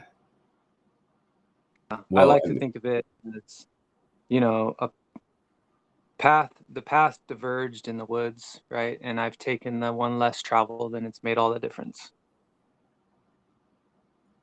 yeah, and that's kind of goes along with my conversation to how many forks in the road come across you on a daily basis that you should, you know, pay more attention to and take more heed to, whether it does change you or not when somebody comes across you. I like that. There's just being aware of how many choices we have, essentially. Yeah. Could be the most important decision you've ever made in your whole life. You just never knew it. It's just like, you know, our life story is made up with not very many moments, you know, and those moments tend to affect our life in a big way, you know. And some people call it like a simple twist of fate, but and I think that's about half true. But I like the, you know, if with your intentions aligned correctly, you can manifest your own destiny. That is so true. It's yeah, it's like the conscious versus the subconscious, maybe not versus, that's kind of like pitted. It's like negative, but like, yeah, just the fact that like if we can just keep our subconscious working for us, because that's where we get our power. Essentially, we have to gatekeep it to make sure that, you know, we never let anything into our subconscious that isn't for a higher purpose, you know. And that's like aligning. I think essentially that's how you do that. Yeah, I think that everyone has to decide what their agenda needs to be. Whatever your end goal agenda needs to be, then your narrative is of two different choices. Are your intentions good or bad? As long as you're, which is most people don't know what the fuck, like they don't have a plan on what they're doing. They don't really know what their purpose is. So I think that's the big one. You don't have to, as long as you have any agenda. Like if your agenda was I wanted to be a millionaire by the time I was 50, or your agenda was I wanted to run a company and I wanted to make at least a successful company that I can put this amount of money in and I can sell that company for an X amount of value, right? Or something like that. Like, I know that sounds to maybe some people to be like really outlandish of a way to be, but to some people doesn't. That I can guarantee you that doesn't sound like an outlandish way to be, because they are those types of people. You can have any agenda at all, but you have to be aware that during any proposed plans that you can come up with, that there's going to be a nominal amount of failure that will happen, but a lesson learned to continue this now more knowledgeable way of being through experience and failure, and maybe even success in certain respect. But you kind of pat yourself on the back based off of your own already known knowledge on your successes, and there's not really much lessons learned from that. So we all have to be products of our own environment. And I think that a lot of being able to reach those goals has a lot to do with your intent. Now, if your intent is good, at least for your agenda, then it may be a more tough road that you have to follow, because the intent of a lot of other people that get into those competitive realms, wherever your agenda is putting you in, a lot of them are more competitive realms. Their intent is more negative towards you and positive towards them. Selfish intent. You can also deploy that type of intent as well. It just depends on which environment you decide to deploy yourself into. and I how see. successful that you would like to be. Yeah. Whatever your agenda is, it has to have a success rate. And your success rate can change significantly based off of where you decide to deploy you as your own tool. So basically, spend that energy wisely. Pick and choose, like choose your battles. Yeah. How successful do you really want to be? And if you think success is makes your life better than what it is now, then you go through all this work and do all these things and come to find out in the end, after you've captured the success of this agenda that you wanted to have, thinking that it was going to be a better life for you, or the life that you wanted to live every day, so that way it made you happy, right? And then you find out that that's just not the case, because normally people that are able to grasp that type of success with very lofty narratives attached to it in their agendas, they tend to not ever be satisfied in their availability of success. They love the challenge of the next thing. Yeah, I remember Richard Hart saying something that stood out to me, which was, he said, one of the best things to do when you win is to give up. And I think that's kind of what he meant, is because most people can't. Yeah. Well, I mean, it's because psychologically they may have went through so much work to get something that was kind of a shallow thing in the first place, that didn't have a whole lot of substance for the reasoning for you to have this whole agenda to use your whole life to gain in the first place. Yeah, And I feel like a lot of other things. Yeah, sure. Yeah. I feel like he was implying though that like a lot of people get controlled by whatever it is that they've achieved, and like what you're saying, like it's a little bit, it can be misleading, and in reality it's like we just, we're in charge of our own emotions, like in reality, like it's not external stuff. Yeah, I think that more line of thinking was like, when you decide that you want to own a lot of stuff, own a lot of things, that you find out that those things end up owning you.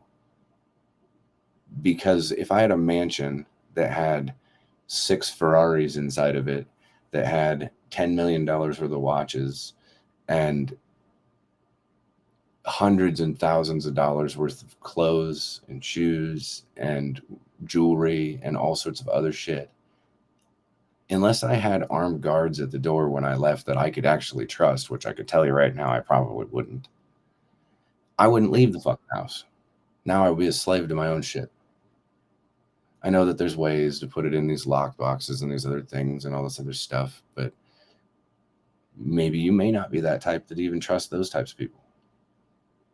There's definitely a level where having too much money can be most likely becomes a problem. But notice how I said most likely, like it's not guaranteed. If you're smart, the smartest rich people don't let their money control them. Now in regards to like what Richard's doing, he even says it. He's like, dude, I don't want to dress like a clown. I'm doing this just because I think it's good for the community. And the outrage thing. But like, yeah, I think if it was just money, Rich, then it would be easy. Money is easy to move around and to hold. You could hold on to fucking $1 trillion like in one digital wallet. You know what I mean? Like, so it's the stuff, not necessarily the money. Oh, that's a good point. It's all the stuff. I can't take all of that stuff with me, right? 10 watches and fucking 6 Ferraris. I can only drive one. Anyway. So, I mean, why live that life in the first place? True. If you I think and use it. I think, some people, I think they make a lot of money in their life and then they have a lot of stuff to show for it. And then there's a certain type of person who makes a lot of money in their life and they have a lot of experiences to show for it. And the person with the experiences sometimes, and I think the truth's kind of in between, but like I think the people, the extreme of just the experiences, that's something you can actually take with you through your whole life. You know, like it's the memories, you know. I think that the problem here is that those who buy the stuff and don't have the experiences, I guess, because they really just go to buy more stuff, wish that they had the experiences. And those that went and had the experiences and didn't buy all the stuff, but had the experiences that they can have like as a substance that they can take with them for the rest of their lives or whatever, they wish that they had more time at home sometimes and like had a family and like didn't have to be like not necessarily vacationing, but maybe flying from country to country because that's part of their job, right? And that's their experience that they get as well. So they can't have a family and have pets, have the rest of the shit, or even have like a home. So they just get like an apartment that they pay minimal rent on because they're never going to be there, right? Yeah, I hear what you're saying, and I've seen those types where it's almost like they're too free, and then they miss out on a little bit of the like interpersonal relationship or like that feeling of family or whatever, right? Like so I think it's like the balance. It's definitely there's the balance to just like, and it's different for every individual, but I would agree with you as far as like the extremes, you know. It tends not to be what the truth is.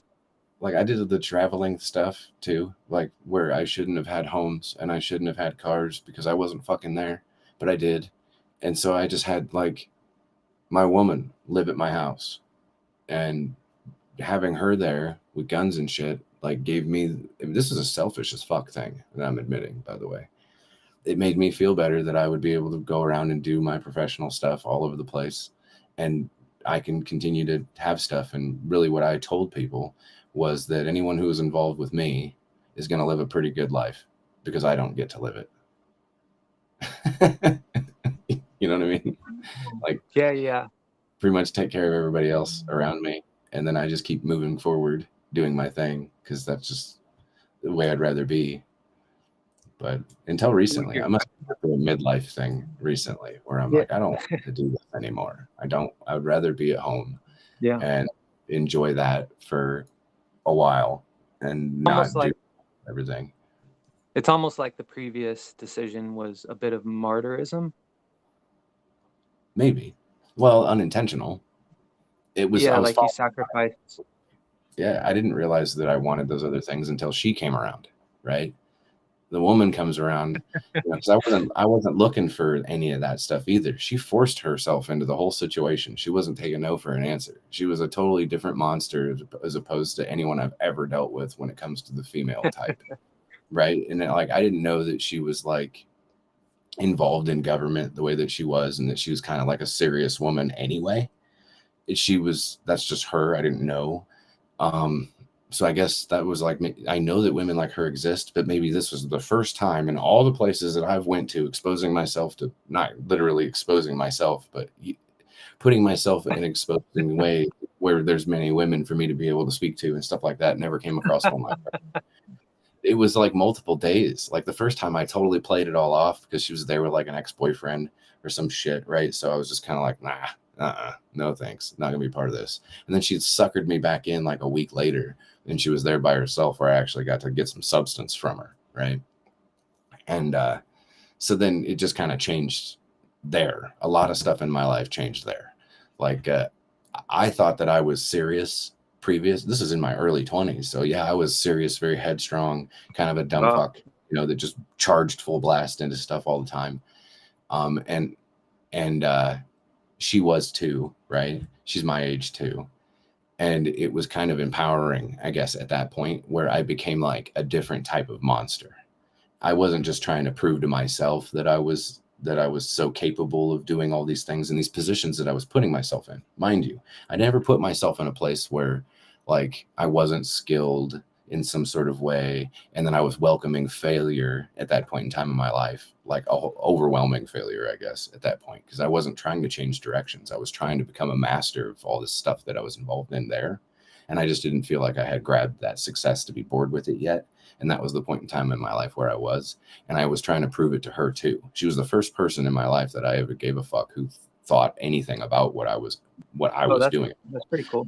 because I was going to move on from that anyway, even from her. Even she knew from the very get-go, if you're going to be involved with me, even though I'm here now, chances are I'm not going to be here after a year, or maybe less time than that. I might just So you could have a level of detachment that actually kind of gave you some superhuman abilities to achieve more than you thought, because you're not, it was more of like the process, and you know that you were possibly growing and bettering yourself, but like, and you didn't care because you realize maybe that it's all kind of impermanent anyhow.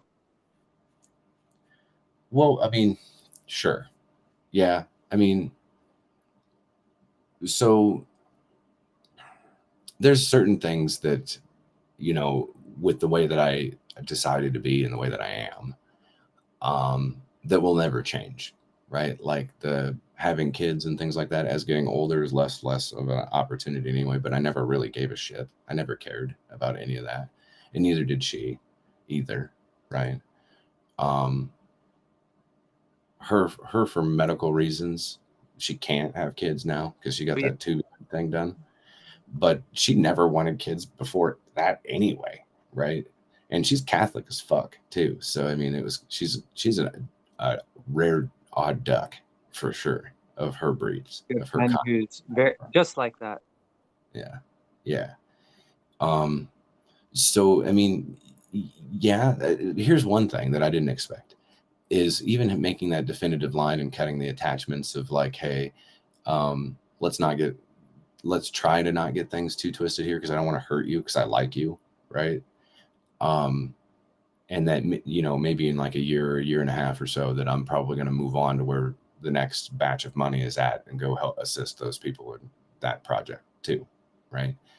And she knew that. She like knew what I was doing and what my agenda was and what my plan was and all that. She didn't want to she has her own agenda and her plan and her stuff that she was trying to accomplish as well, right?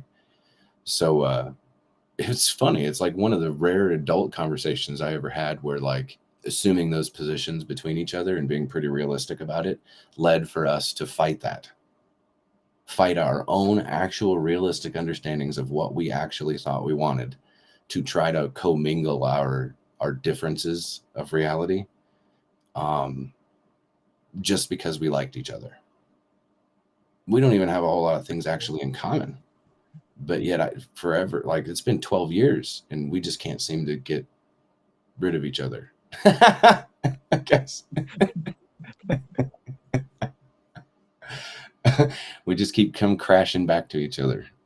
So I don't That's know. pretty cool. Thanks. Thanks for sharing, Executioner. That's sounds like you got a good growing, just yeah, good opportunity to have a close friend. Oh yeah, for sure. Well, more than that, I guess. 12 years, yeah, sure. Yeah, she won't allow it. She won't allow for it to be anything. It has to be more than friends. You don't understand this woman, Rich.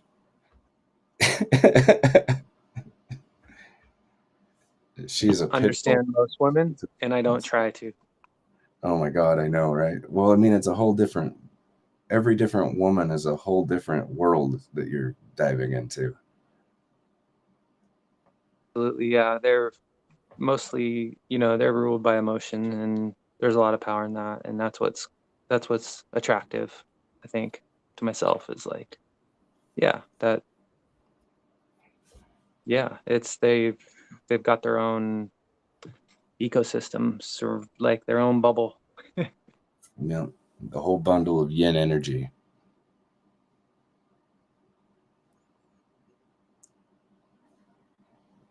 Right. We want to pretend like we don't want to be taken care of because we're men, right? We'll take care of everybody. But in the reality of it, like, that's what you want, right? From that Yeah, one. to have a woman dote on you, that's the best thing in the fucking world. Yeah.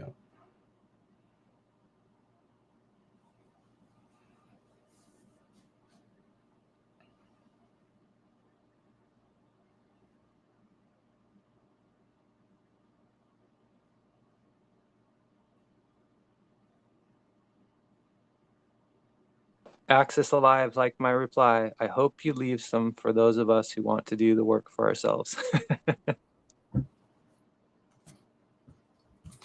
Yeah, that's funny. I like that post. I'm gonna have to actually go like that post. But I gotta actually head out of here and do my whole Yeah, good family talking with you, trying to do. as always. Yeah, it was fun. Sometimes we just go into all sorts of just like personal conversations, which is kind of cool, but kind of weird too because everyone's listening in the background and we're not even talking about Hedron. But That's I all guess right. it all relates back, you know. Yeah, I mean, I plan on being here for 15 years or longer, right? Like I Might as understand well how get to know each other. Me too, man. Yeah, I hear I'm you. not gonna shy away from everybody, like, and we do know a lot of stuff, like when it comes to cryptocurrency and like, giving people education and the value of maybe some exposure to some things that they maybe weren't knowledgeable of before. So like, why not share that stuff when people have questions, like give them Absolutely. opportunities. So I was quite surprised to see that there was like 27 some odd people in here before I even got beckoned to come in. It was kind of neat. Chris, I gotta give Crispy the credit. He lit it up, and yeah, I was more than anything. I reached out to you because I was proud of that fact. Nice. I love it. Yeah, Hold the fort down for you, man. I wish I was here. I wish I was there for Crispy. Honestly. Yeah, he's got such a freaking level head, man. I love that guy. Yeah. Hopefully we can get like more people that can come in and speak and do that type of stuff. So I like it. That's really cool. Well, enjoy the rest of your day, and look forward to speaking again. Yes, sir. Good night. Have a good one. Bye, brother.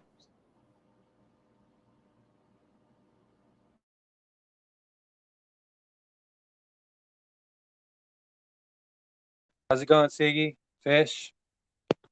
AC?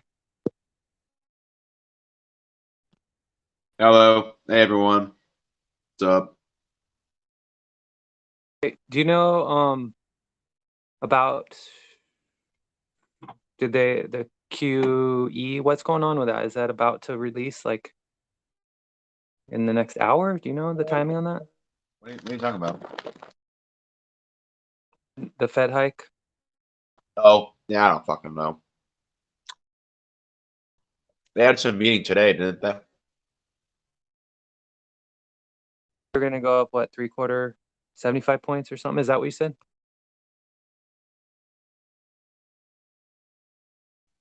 Nah, I have no clue. I heard they were meeting today or something.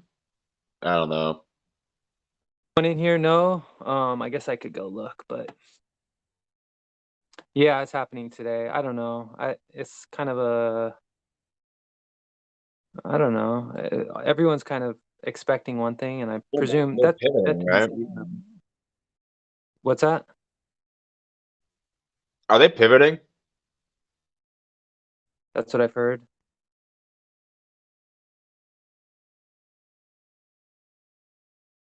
Yeah, I've been slacking a little bit. I'm kind of out of the loop. Okay, I think that's better than succumbing to shiny object syndrome. Hey, But yeah, Rich. man, I get it. Yeah, I was just gonna say looks like they raised it 0.75.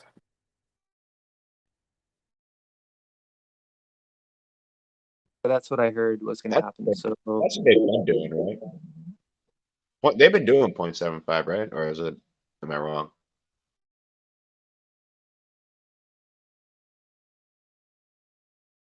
I can't remember what the last one was, but I guess that just now happened. Let's see. I don't really see too much. Oh,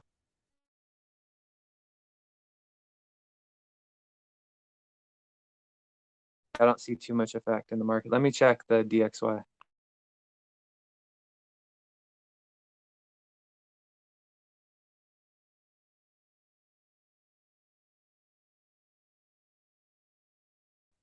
Oh, of course. Wow, that's interesting.